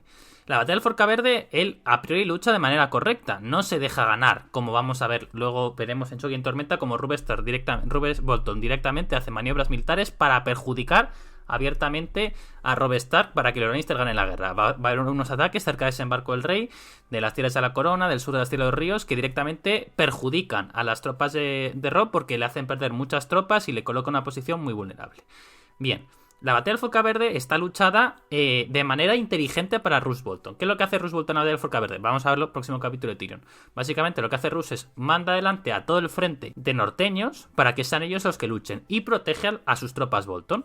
No quiere decir que luche mal, porque además esa batalla, por decirlo así, Robb Stark tenía que servir como distracción para que la fuerza que él lideraba, la fuerza de caballería, atacara a Jaime Lannister, ¿no? En la parte que el rollo que he soltado antes táctico sobre cómo Tywin divide el ejército, pues lo mencioné un poco, y sobre todo la semana pasada cuando hablamos un poco de la estrategia militar de Robb, ¿no? Entonces, en esa batalla, Roose lo que hace es sacrificar tropas que no son suyas, pero no quiere perder adrede. Sí hace una cosa que es bastante curiosa, que la mencionamos en el próximo capítulo, que es que parece ser, por cómo se cuenta la batalla, que Roose Bolton ordenó que tirara flechas a todos los hombres que luchaban, a los suyos y a los Lannister. Evidentemente es una maniobra militar que nadie hace, porque ¿cómo vas a lanzar flechas que pueden dar a tus propios aliados, por mucho que estén luchando contra los otros? Pero claro, como para Roose los otros norteños no son aliados, es gente que está luchando y ha mantenido a su ejército en la retaguardia, pues eso, por eso lanza una lluvia de flechas que caen en Lannister y en norteños por igual, ¿no? Entonces, Roose aquí, pues claro, o sea, no vas a lanzar flechas a quienes consideras tus aliados. Entonces, va a su bola, pero no está pensando en traicionar a Robb Stark. ¿Por qué? Porque no puede plantearse traicionar a Robb Stark cuando no sabe cómo es Robb Stark como comandante y cuando jamás ha intercambiado palabra con los Lannister. Esto es clave. Tú no puedes traicionar a tu bando sin conocer nada del bando enemigo. Robb todavía no ha luchado contra los Lannister, no sabe la fuerza que tiene Tywin. El punto clave en que Roose Bolton traiciona a Robb Stark no está claro, pero más o menos podemos terminarlo como que es más o menos en Choque de Reyes cuando Invernalia cae. Cuando Invernalia cae por obra de los Greyjoy, Roose dice: la campaña está condenada porque Robb tiene que volver hacia el norte a Invernalia a retomar su tierra. Eso implica volver, por decirlo así, atrás y desantar el terreno andado y todo lo que hemos logrado, sobre todo en las tierras de Occidente, en el territorio Lannister, que Robb hasta ahora lleva una campaña militar muy buena. Así que voy a cambiar de planes, voy a mandar a Ramsay que queme Invernalia, que traicione, por decirlo así, a los Stark. Y yo ya directamente me paso al bando de los Lannister, y por eso las maniobras finales de Roose, desde el final de Choque de Reyes hasta ya Tormenta de Espadas, vamos a ver eso, a un Roose que activamente está luchando para perjudicar a la causa Stark y beneficiar a la causa Lannister, no ya beneficiarse a sí mismo como había hecho hasta ahora. Ya digo, me parece imposible que Roose en este punto de la historia, sin conocer a Tywin, sin conocer cómo la fuerza militar de Tywin Lannister, sin conocer cómo funciona, es que no conoce nada a Tywin. O sea, no puedes, además, evidentemente sabe que si traicionas a tu bando y te descubren, te van a cortar la cabeza. Entonces tienes que tener, por decir así, las cosas muy claras y muy bien marcadas. Y en este punto de la historia yo creo que es demasiado pronto y que la traición de Roose vendrá después. Repito, Roose no es leal a Robb Stark en este punto, es solamente leal a sí mismo, pero eso no quiere decir que sea leal a los Lannister. No, puede ser realmente a lo mejor lo he expresado de forma más radical, yo tampoco creo que tuviese él pensada esa traición literal, ¿no? El hecho de cambiarse de bando como tal, porque además yo no puedo dejar de pensar en las palabras de Lady Dustin, ¿no? La que hace en Danza de Dragones, cuando habla al respecto de Roose Bolton y nos cuenta que para Roose Bolton realmente todas estas cosas son una especie de juego, ¿no? Que él tiene este pensamiento casi maquiavélico, este pensamiento quizás incluso que tiene matices psicopáticos, ¿no? El hecho de abstraerse un poco de la humanidad en general y pensar que todas estas cosas son un poco un tablero de juego en el que él puede mover sus fichas y divertirse al fin y al cabo, ¿no? El divertirse con este juego que supone la guerra.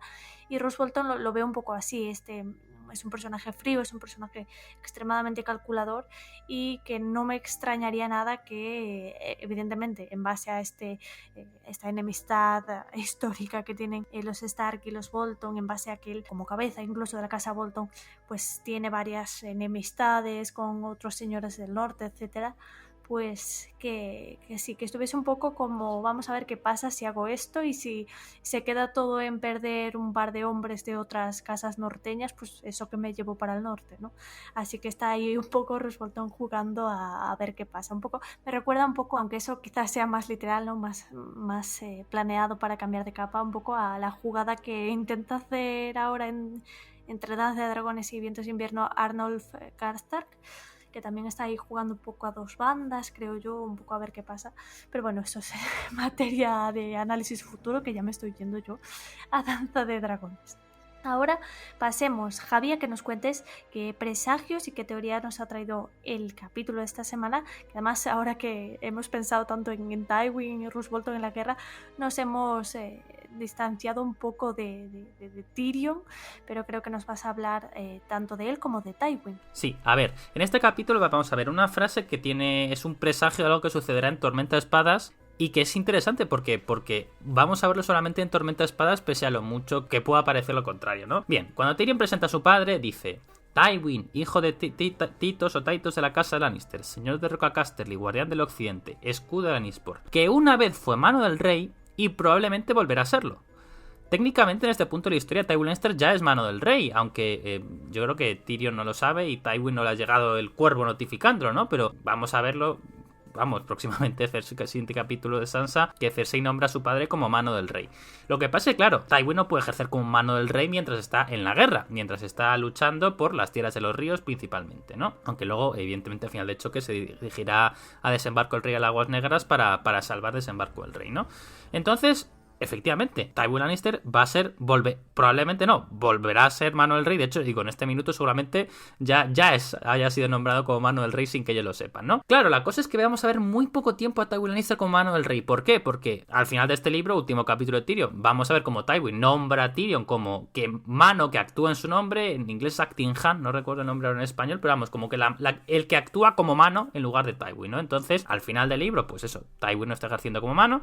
En Choque de Reyes va a ser Tyrion el que ejerza como mano, pero ya va a ser últimos capítulos ya de Tormenta de Espadas, de Choque de Reyes y sobre todo en Tormenta de Espadas, en que vamos a ver a Tywin Lannister como mano del rey. Entonces, claro, en Tormenta de Espadas se nos plantea una situación muy interesante, porque Tywin Lannister es la mano del rey, pero el rey es Joffrey. Y yo aquí lo que os pregunto es, ¿quién gobernaba a quién? Porque evidentemente la mano del rey tiene mucho poder, Tywin Lannister es considerado el hombre más poderoso de los 7 reinos, pero Joffrey es el rey. Así que, ya digo, sin más os pregunto, ¿quién creéis que gobernaba Poniente en este tramo de Tormenta de Espadas en que Tywin Lannister es la mano del rey Joffrey Baratheon? A ver, frente a lo que decías, Javi, al inicio, de que precisamente Tyrion tomaba ya prácticamente como muerto a Ned Stark, yo creo que porque, a ver, él sabe cómo funciona su familia. Él, sabemos de que en su familia no le tiene todo el aprecio y el afecto que deberían, pero él conoce perfectamente cómo funciona su familia y sabe de que en el momento en el cual le dice Tywin que Robert Baratheon ha muerto, y él mismo lo dice, bueno, entonces, tu sobrino está gobernando, y él dice, no, mi sobrino no, mi hermana está gobernando. Y él sabía de que a partir de ahí, bien sea por la puerta de adelante o por la de atrás, o sea, vivo o muerto, Ned iba a salir de Desembarco del Rey. Y obviamente sabía que no iba a conservar su puesto de mano. O sea, yo creo que es evidente para cualquier persona que conozca a Cersei que no iba a dejar que Ned tuviera ningún tipo de influencia en su gobierno. O sea, ya de por sí le ha roto el testamento de Robert Baratheon a la cara en el momento en el cual lo presenta como prueba de su regencia. Y ya está, o sea, a partir de ahí no hay más que hablar. Tyrion ya sabe de que Ned no va a tener ningún tipo de injerencia en un gobierno Lannister, porque sabemos que Baratheon no es, de desembarco del rey. Para empezar por ahí. Luego, que realmente quién era el que gobernaba en el momento en el cual Tywin ya vuelve a desembarco. A ver, la parte económica y demás de la ciudad, yo creo que intentaba llevarla a Tywin, porque no es tonto y sabe que, primero, la corona le debe a su familia muchísimo dinero y sabe que va a tener que sanear algunas cosas, pero el problema está en que de cara a las actitudes impulsivas y un poco... yo qué sé, Berta es psicóloga y estoy seguro que nos podrá decir más al respecto, pero las actitudes estas como de persona tocadita que tiene Joffrey para muy mal, ya tanto Cersei como Tywin se dan cuenta de que es una persona que se les ha ido de las manos. Y yo creo que Tywin en bastantes momentos se llegó a preguntar si había sido una buena idea dejar de que este muchachito se creyera su papel como rey, su papel como persona gobernante. De hecho, eso es algo que en la serie me parece que está bastante bien puesto. El que Cersei al inicio del todo le dice a Joffrey: tú vas a decir lo que o sea, la historia va a ser la que tú elijas. La que tú decidas que sea, va a ser la historia. Y él se lo cree a pies juntillas. O sea, él dice: yo, vale, pues si a partir de ahora yo soy el rey y puedo decir y hacer lo que me dé la gana. Y vemos cómo abusa de su poder, tanto lo que os digo, o sea, me parece que está muy bien interpretado en la serie. O sea, de hecho, el actor que hace de Joffrey me parece top 3 de actuaciones dentro de esa serie. Y en los libros está mucho más que claro de que el pavo se le va muchísimo la cabeza. Y lo que digo, yo creo que hay momentos en los cuales Tywin realmente se preguntó hasta qué punto había sido buena decisión dejar que a este se le subiera totalmente los poderes a la cabeza. Sí, estoy de acuerdo, porque yo creo que todo esto que estamos hablando se resume con la escena que es maravillosa, es oro puro, la escena en la que Tyrion acude al consejo, que él ya es consejero de la moneda, es un capítulo que veremos en el futuro, ¿no? Pero que él acude al consejo y están, por supuesto, Tywin como mano del rey y está Joffrey todo contento porque ha sucedido la boda roja, ¿no? Y le han llegado la carta de Lord Walder ha pescado 2 truchas y bla, bla, bla, bla, bla. Es decir, que le están comunicando el éxito del plan de la boda roja, ¿no? Y ahí, Joffrey exige que él es el rey, que pide la cabeza de Robb Stark para regalársela a Sansa. Bueno, un poco de Joffrey siendo Joffrey cretino como siempre. Entonces Tyrion le replica, empieza una discusión entre Cersei y Tyrion y Tywin les manda callar a todos. Bueno, la super feliz familia Lannister en un desayuno un martes cualquiera. Y en ese momento Joffrey se revela incluso a su abuelo y le dice que él no tiene, que él es el rey, no tiene derecho a hacerle callar, que Tywin siempre ha estado envidioso de su padre porque Robert había sido el verdadero vencedor de la guerra y que incluso le cuestiona su relación con el rey loco. Evidentemente se crea una tensión que se puede cortar con un cuchillo en ese momento, ¿no? En el que Joffrey dice eso. Cersei, con un miedo que no lo puede contener, le exige a Joffrey que se disculpe ante su abuelo y él se resume en que él obliga a Joffrey a irse a dormir, literalmente. Es como el rey está muy cansado, tiene que irse a dormir y le echa fuera, ¿no? Eso es una escena maravillosa, es una escena que resume bastante bien la dinámica de la familia Lannister, y lo que nos está contando esa escena es que, primero, el que manda la cabeza de familia es, por supuesto, Tywin Lannister, porque es al que los demás pues le tienen ese respeto, esa autoridad, ¿no? Pero En cambio, Joffrey, que tiene esta forma de ser, que lo han criado para ser una bomba, ¿no? Una bomba en potencia. Tú no puedes criar a un niño diciendo que es especial y que puede hacer todo lo que quiera y que es la persona con mayor autoridad de Poniente y que nadie le puede decir nada al contrario y esperar que se comporte como una persona normal, ¿no? Eso es imposible. Y entonces Joffrey se revela ante esta autoridad porque él es el rey, porque él quiere mandar, por eso hace lo que hace muchas veces, por eso la decapitación de Ned Stark, de esa forma impulsiva, etcétera, etcétera, ¿no? Al final es Joffrey intentando destacar su poder por sobre los demás.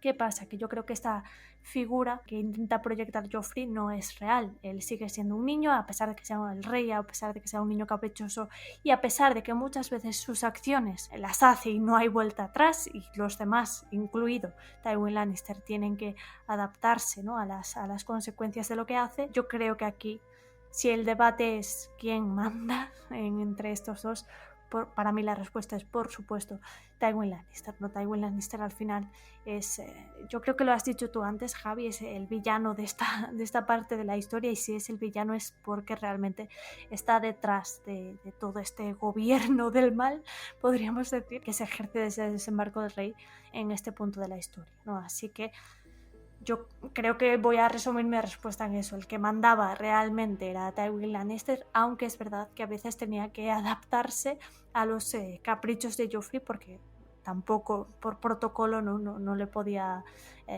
parar, y realmente han criado a Joffrey de una forma horrible, es que no se puede definir de otra forma, en la que se les va de las manos y no lo pueden controlar. Habéis hecho 2 exposiciones buenísimas. Está complicado. Yo, mira, estoy acordándome del podcast especial que grabamos con Lady, lo ha comentado antes Javi, que hablábamos, pues bueno, ¿no? de cómo se comportaban a nivel político algunos personajes, y recuerdo que ella tuvo una intervención buenísima en la que comentaba que el peor defecto de Tywin es la soberbia. Y es la soberbia lo que hace que no vea las cosas que están delante de sus narices. Y de alguna forma creo que también es esa soberbia la que, aunque tiene razón Berta cuando dice que es el que manda, el que en el clan Lannister, el que manda sin duda es Tywin, independientemente de Joffrey, independientemente de Cersei, Jaime y Tyrion y de todo, sí que es cierto que esa soberbia, si Joffrey hubiera crecido, le habría pasado factura. Creo que en este punto Joffrey se puede dominar porque le falta, aunque es un cretino, y algún día hablaré más de los límites de la locura también con Joffrey, que sé que ahí Berta también me va a decir lo suyo, pero sigue siendo un crío. Joffrey es un crío. Pero a Joffrey no le queda tanto para ser un hombre. Y en el momento en el que Joffrey sea un hombre, yo dudo que su abuelo pudiera seguirlo controlando. Creo que lo que le falta a Tywin con Joffrey, primero, lo que le sobra es soberbia, es creer que va a poder dominar la situación, que sí, se le puede escapar alguna vez, pero que en principio domina la situación con 2 gritos y una mirada intensa. Pero Joffrey, por el camino que va, apunta maneras, hay que reconocerlo, y probablemente cuando Joffrey hubiera sido adulto, eso no hubiera bastado. Hasta el punto en el que quizá... mira, justo ahora mismo, si me permites, Berta, voy a decir el comentario que has puesto en el chat, ¿no? El hecho de que, bueno, dice que su abuelo hubiera matado a Joffrey llegado el caso, ¿no? En un terrible accidente, lo pone entre comillas. Sí, a no ser que Joffrey hubiera dicho que ejecutaran a Tywin Lannister por traidor. O sea, al final quien tiene el mando aquí del reino es Joffrey, nos guste más o menos. El que manda y se ejecuta es Joffrey. A quien van a proteger la Guardia Real llegado el caso es a Joffrey. Es decir, si se crea un conflicto entre abuelo y nieto, a no ser que por supuesto el abuelo lo pille por sorpresa, pero si el nieto se le adelanta, en este sentido el que gana la batalla es Joffrey. Claro, Joffrey ahora no, porque a Joffrey le faltan entendederas, le falta liderazgo, le faltan muchas cosas, pero tú dale 3 añitos a Joffrey y Joffrey no es el Joffrey de ahora. Y Joffrey, si el Joffrey niño o adolescente se cargó a la cabeza de todo el norte, así por las buenas, nunca mejor dicho, lo de cabeza. Mira, hago bromas y todo ya. Te digo yo que llegado el caso podría haber ejecutado a Tywin simplemente mandándole a cualquier guardia real. O sea, realmente, es eso, diciendo que es un traidor. Y ahí ya no pintan ni la madre, ni el tío, ni nadie. Joffrey siempre ha sabido que es el rey y lo que dice él va a misa. De hecho, se permite el lujo de amenazar a su madre, entre otros. Por lo tanto... Llegado el caso, si él hubiera visto que Tywin sigue tratándolo así, que además es una de las cosas que más odia Joffrey en el mundo, que le digan lo que tiene que hacer y que lo traten como un crío, aunque lo sea. Si Tywin no tiene la suficiente mano izquierda, que no la tiene, otra cosa es que hubiera sido Tyrion. Tyrion, con una buena mano izquierda, podría haber jugado al juego de Joffrey. Pero Tywin no. Tywin precisamente tiene esa soberbia que le impide jugar ese juego.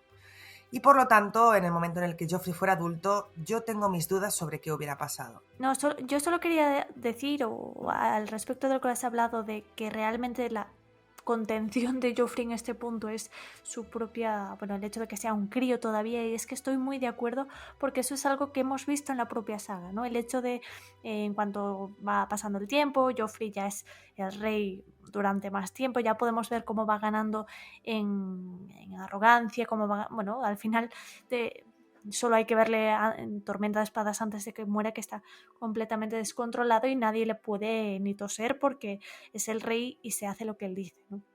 Ahora, mientras es un niño, ahora y durante Choque de Reyes, ¿no? Por ejemplo, cuando Tyrion está como, bueno, ejerciendo como mano del rey, que evidentemente es el rey, es un niño, pero es el rey, muchos hombres adultos le hacen caso, la Guardia Real, a pesar de que las órdenes que emite Joffrey son aberrantes, pues tienen que obedecer y obedecen. Tyrion, a muchos de ellos, ahora creo que se lo dice al comandante de la Guardia de la Ciudad, que no estoy seguro, pero voy a decir que es a él, y le dice, sí, es el rey, pero tiene 13 años, así que antes de obedecer una orden del rey, preguntadle a un adulto, a mí o a su madre, ¿no? Es decir, de alguna forma, la contención, lo único que les queda a sus familiares es el hecho de, es un crío, por favor, antes de hacerle caso, venid a hablarlo con su madre o conmigo, ¿no? Pero ¿qué pasa? Que como muy bien dices, eso es temporal. No podrían haber controlado a Joffrey en cuanto creciese, porque ya no habría esa idea de es un crío, no hay que hacerle caso, no.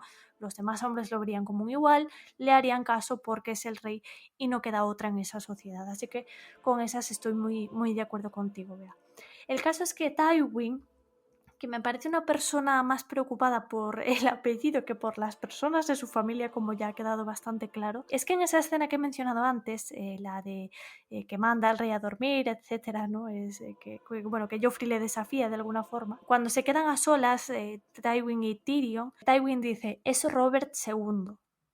Y Tyrion le mira y dice, no es Robert, es Aerys III. Y de alguna forma yo creo que eso es algo que el propio Tywin acabaría viendo, y Tywin no podría soportar que el legado de su familia fuese un nuevo Aerys el Loco.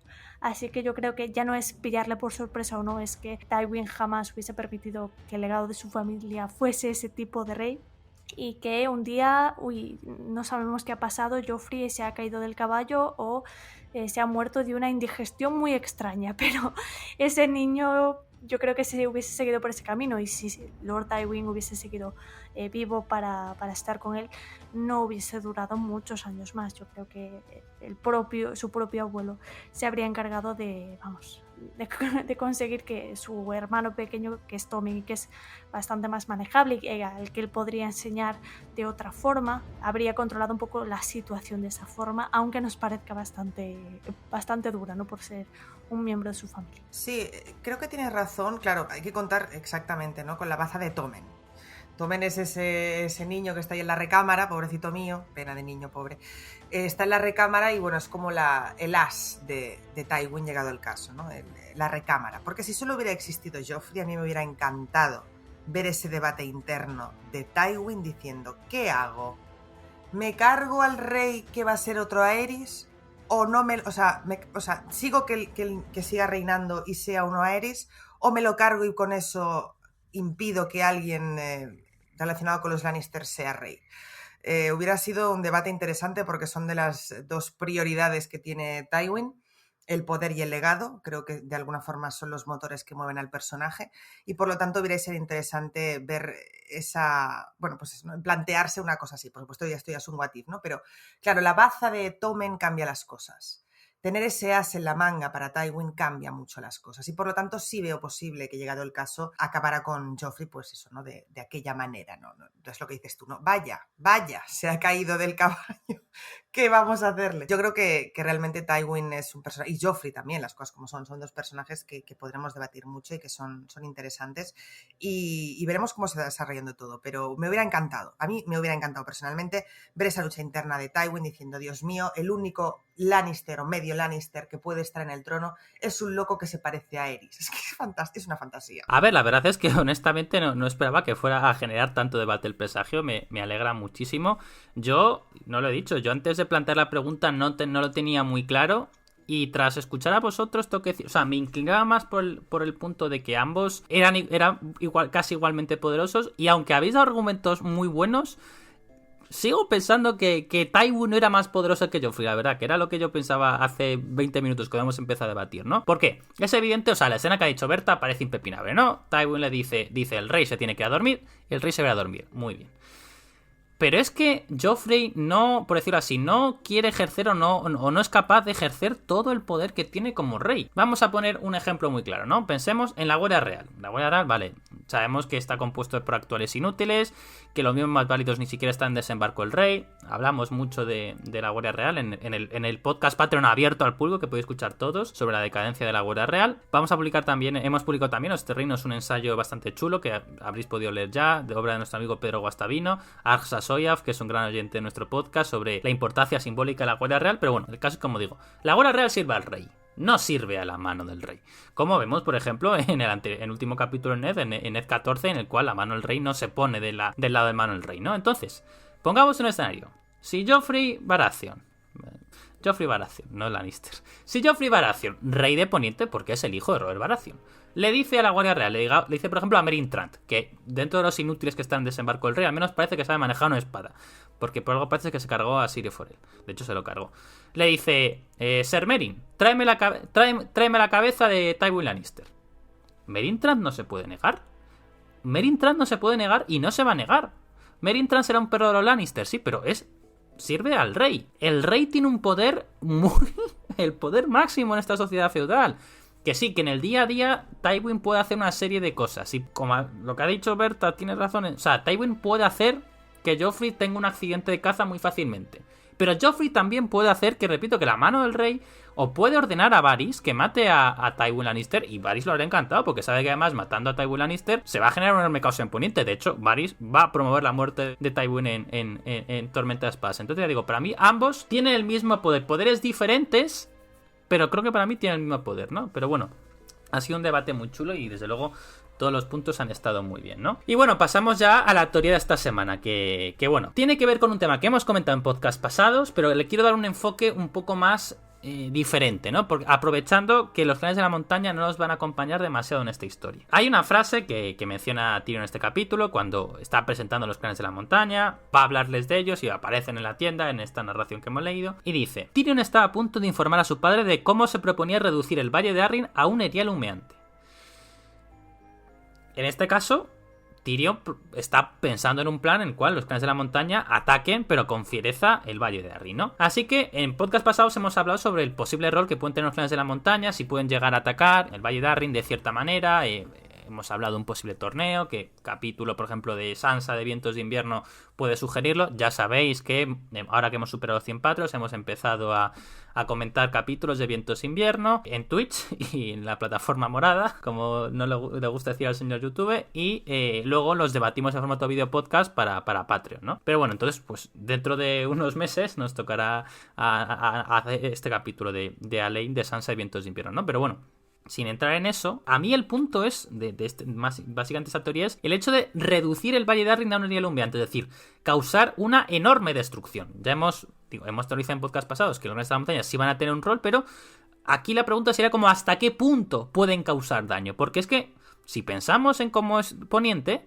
Invernalia ha sido quemada y destruida. Al final, de hecho, que Reyes, y es prácticamente, no está en ruinas, pero está en un estado muy calamitoso cuando volvemos a verlo en Danza de Dragones por el ataque de los Greyjoy, como luego lo quemaron los Bolton principalmente. Las Islas del Hierro van a su bola, pero Aguas Dulces ha sido puesta bajo asedio varias veces y casi conquistada, y las Tierras de los Ríos han sido diezmadas. Las Tierras de los Ríos han sido quemadas por obra de los Lannister. Las Tierras de Occidente, Rock Casterly no ha sido tomado, pero Robb Stark se quedó muy cerca y también asedió y destruyó muchísima parte de de los campos de los Lannister, de las tierras de Occidente, ¿no? El dominio de momento está a salvo. De momento tiene pinta de que en Vientos de Invierno la campaña de Euron Greyjoy puede ir por allí. Recordemos, el Manda es un río navegable, no es descartable que llegue hasta Alto Jardín. Antigua parece que va a ser atacada y luego va a sufrir mucho en Vientos de Invierno. Dorne ahora mismo ha estado neutral en la guerra, pero Dorne va a ser pasto de... Es posible que sufra ataques de Daenerys Targaryen. Tierras de la Tormenta, pues ya ha sufrido guerra. Bastión de Tormentas ha sido asediada, recordemos, por Stannis en Choque de Reyes. Y ahora mismo en Danza de Dragones ha sido ya conquistada, aparte por la Compañía Dorada, por Aegon. Con esto estoy recorriendo Poniente y nos damos cuenta de que todos los territorios de Poniente han sufrido gravísimos daños por la guerra, ¿no? Quedan como excepción las Islas del Hierro, que están un poco a su bola.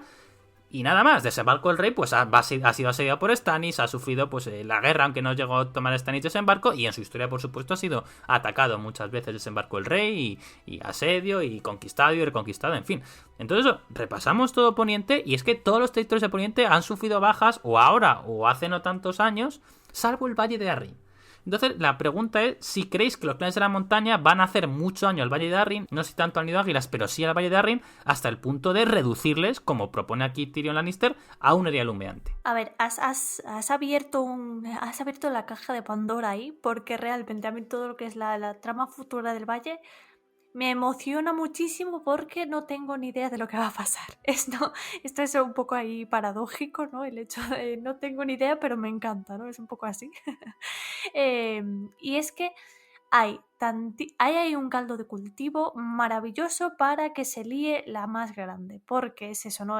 Tú lo has mencionado, el resto de los reinos de alguna forma se han visto afectados o por la guerra o por causas internas, pero al final han sufrido lo suyo, ¿no? Y el Valle parece que desde este libro que estamos abordando ahora hasta Vientos de Invierno están tranquilitos, no han intervenido en la guerra, no han visto ningún tipo de conflicto interno más allá de la aparición de Meñique, ¿no? Y la movilización de los señores recursadores, etc.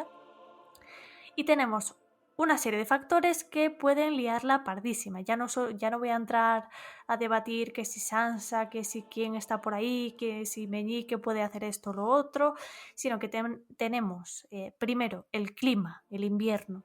El nido de águilas es inexpugnable, sí, pero ya no están en el nido de águilas porque ha venido el invierno y les ha obligado a bajar.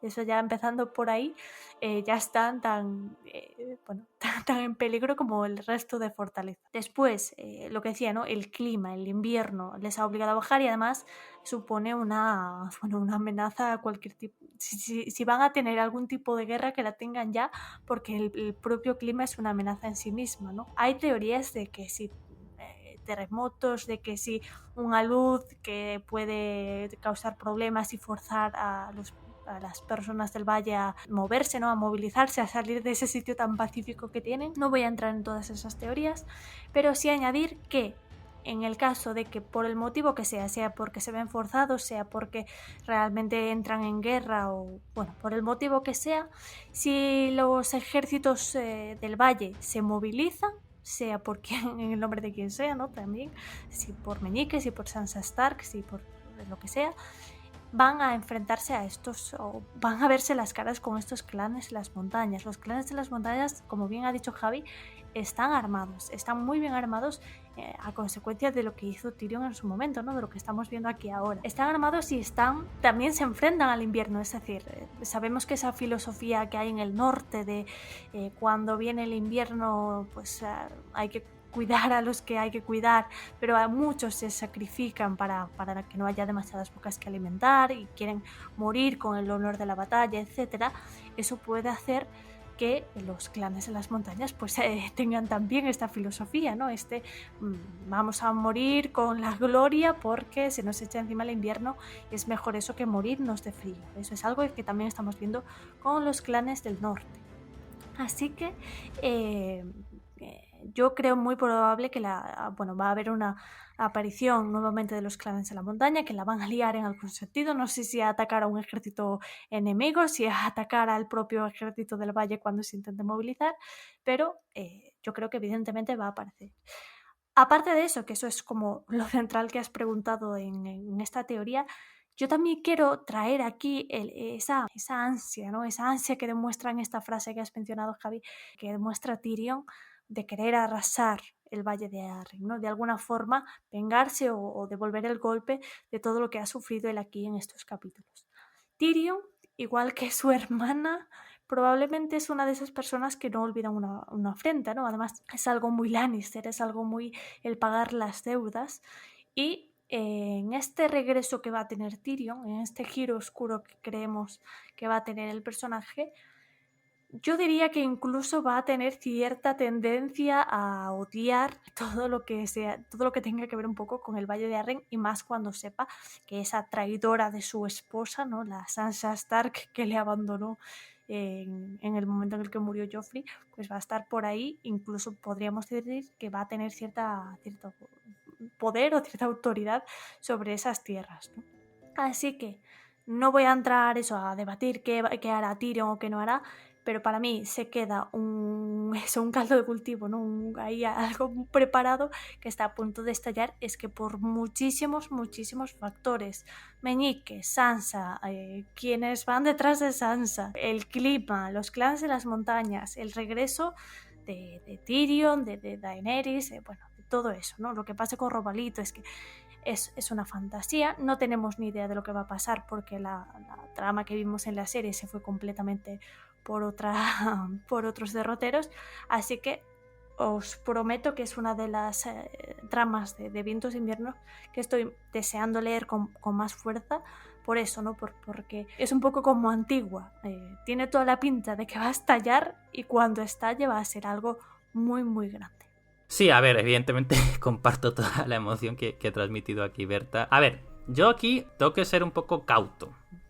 Yo quiero y creo que los clanes de la montaña la líen en Vientos de Invierno en el Valle de Arryn, pero no creo que lo reduzcan a una idea humeante, respondiendo a la pregunta que hacía originalmente. Porque sí, lo que comentamos en podcast pasados y ahora hemos repasado, los clanes de la montaña, pues ahora van a ser armados con acero Lannister, que antes no tenían, pero no son tantos. No son tantos, o sea, en este capítulo vemos varios cientos, unos pocos van a ir con Tyrion a desembarco el rey, otros se van a quedar pues por esta zona. Es cierto que desaparecen de la historia, pero se nos dirá más adelante en capítulos futuros pues que oye, que hay en el Valle de Arryn hay cierta intranquilidad en el reino porque los clanes de la montaña se dice que ahora están armados por primera vez con armas de verdad, no con garrotes y espadas cutres que roban algún pobre viajero que anda por el camino real, camino a Nido de Águilas, ¿no? Sino que ahora tienen eso, acero y armaduras que en este capítulo hemos descubierto que se lo van a entregar Tywin Lannister, ¿no? Así que tienen armas, tienen capacidad de guerra, conocen el terreno como nadie, son muy buenos en guerra de guerrillas, creo que pueden hacer daño si se hace un torneo en el Valle de Arryn, si se hace un torneo, por ejemplo, pues podrían asaltarlo muy bien, pero creo que no tienen los números suficientes como para convertir el Valle de Arryn en un día humeante. Es decir, creo que van a tener un impacto, pero limitado en la trama. O sea, yo creo que el arco en el Valle de Arryn en Vientos y Invierno va a ser súper chulo, por esto que ha dicho Berta. Por supuesto, vamos a tener a Sansa siendo nuestro punto de vista allí, pero yo creo que Sansa, el Valle Rein va a serle una herramienta, va a ser una herramienta de conseguir fuerzas, de conseguir hombres con los cuales en algún momento de la historia pueda, no sé, la palabra no es manipularles, pero sí dirigirles para que se vayan a Invernalia, para que ayuden a reclamar su legítimo derecho como señora de Invernalia, ya que sus hermanos han muerto y demás. Y que resulta que cuando Sansa se presenta en Invernalia al final de Vientos de Invierno, resulta que Invernalia ya ha sido reconquistada para los Stark gracias a Jon Nieve. Entonces, ya digo, creo que sí, van a tener un impacto, pero que no van a causar una destrucción absoluta. Al menos es mi opinión, pero como ya hemos comentado más veces, creemos que la trama de Vientos de Invierno del Valle de Arryn, como además va a ser tan diferente a lo que hemos visto en la serie que no debe ser nombrada, pues va a ser muy interesante. Sí, no, en esto estoy de acuerdo. Es decir, yo creo que los clanes de la montaña van a suponer cierto grado de amenaza, es decir, ese ejército que está tan descansadito y tan tranquilito que es el Valle de Arryn, ¿no? Pues tiene que tener algún tipo de amenaza y va a ser esa. Por lo menos, no sé, ahora que lo has mencionado tú, en este posible torneo que se haga en el Valle, puede ser que haya un ataque sorpresa, algo así sería bastante épico, ¿no? Porque además esta trama que parece que va todo tan bien, que está Sansa feliz por fin y que las cosas le empiezan a salir bien a pesar de Meñique, ¿no? A pesar de que Meñique es su mentor. De alguna forma es como que te deja intranquila porque dices, está yendo todo tan medianamente bien que cuando estalle va a ser un caos, ¿no? Así que creo que, bueno, tenemos que esperar a Vientos de Invierno para confirmarlo, pero yo creo que ahí se va a liar parda. Pero por ahora vamos a dejar hasta aquí el análisis de este capítulo. Queremos agradeceros a todos vuestro apoyo, en especial a aquellos que nos apoyáis a través de Patreon. Exactamente, como todas las semanas, queremos dar pues un agradecimiento a nuestros Patreon de la manada de Fantasma, que son Verónica Dain, Elendor, Lady Von Karstein, Francisco Sebastián Rodríguez, Vicenzo Di Fenestrelle, y de la manada Viento Gris, que son María de Jesús Ruiz, Belén Albeza, Jorge Alvarado, Manuel Mateus, Andrea Angla, Pablo Villegómez, Miguel Arias, Tony Pons, Raisa Monroy, Carmen Vera, Luna de Jade, Juan Gutiérrez, L. Martín y David El Morao. Muchísimas gracias, chicos, como siempre, por vuestro apoyo. Además, como siempre, os recuerdo que podéis dejarnos preguntas para los capítulos siguientes en nuestras redes sociales, que son La Canción Continúa en Facebook e Instagram y @lacancionpod en Twitter. Y podéis usar, como siempre, el hashtag PreguntasLCC. Nos oímos la semana que viene y hasta entonces recordad, el juego ha terminado, pero la canción continúa.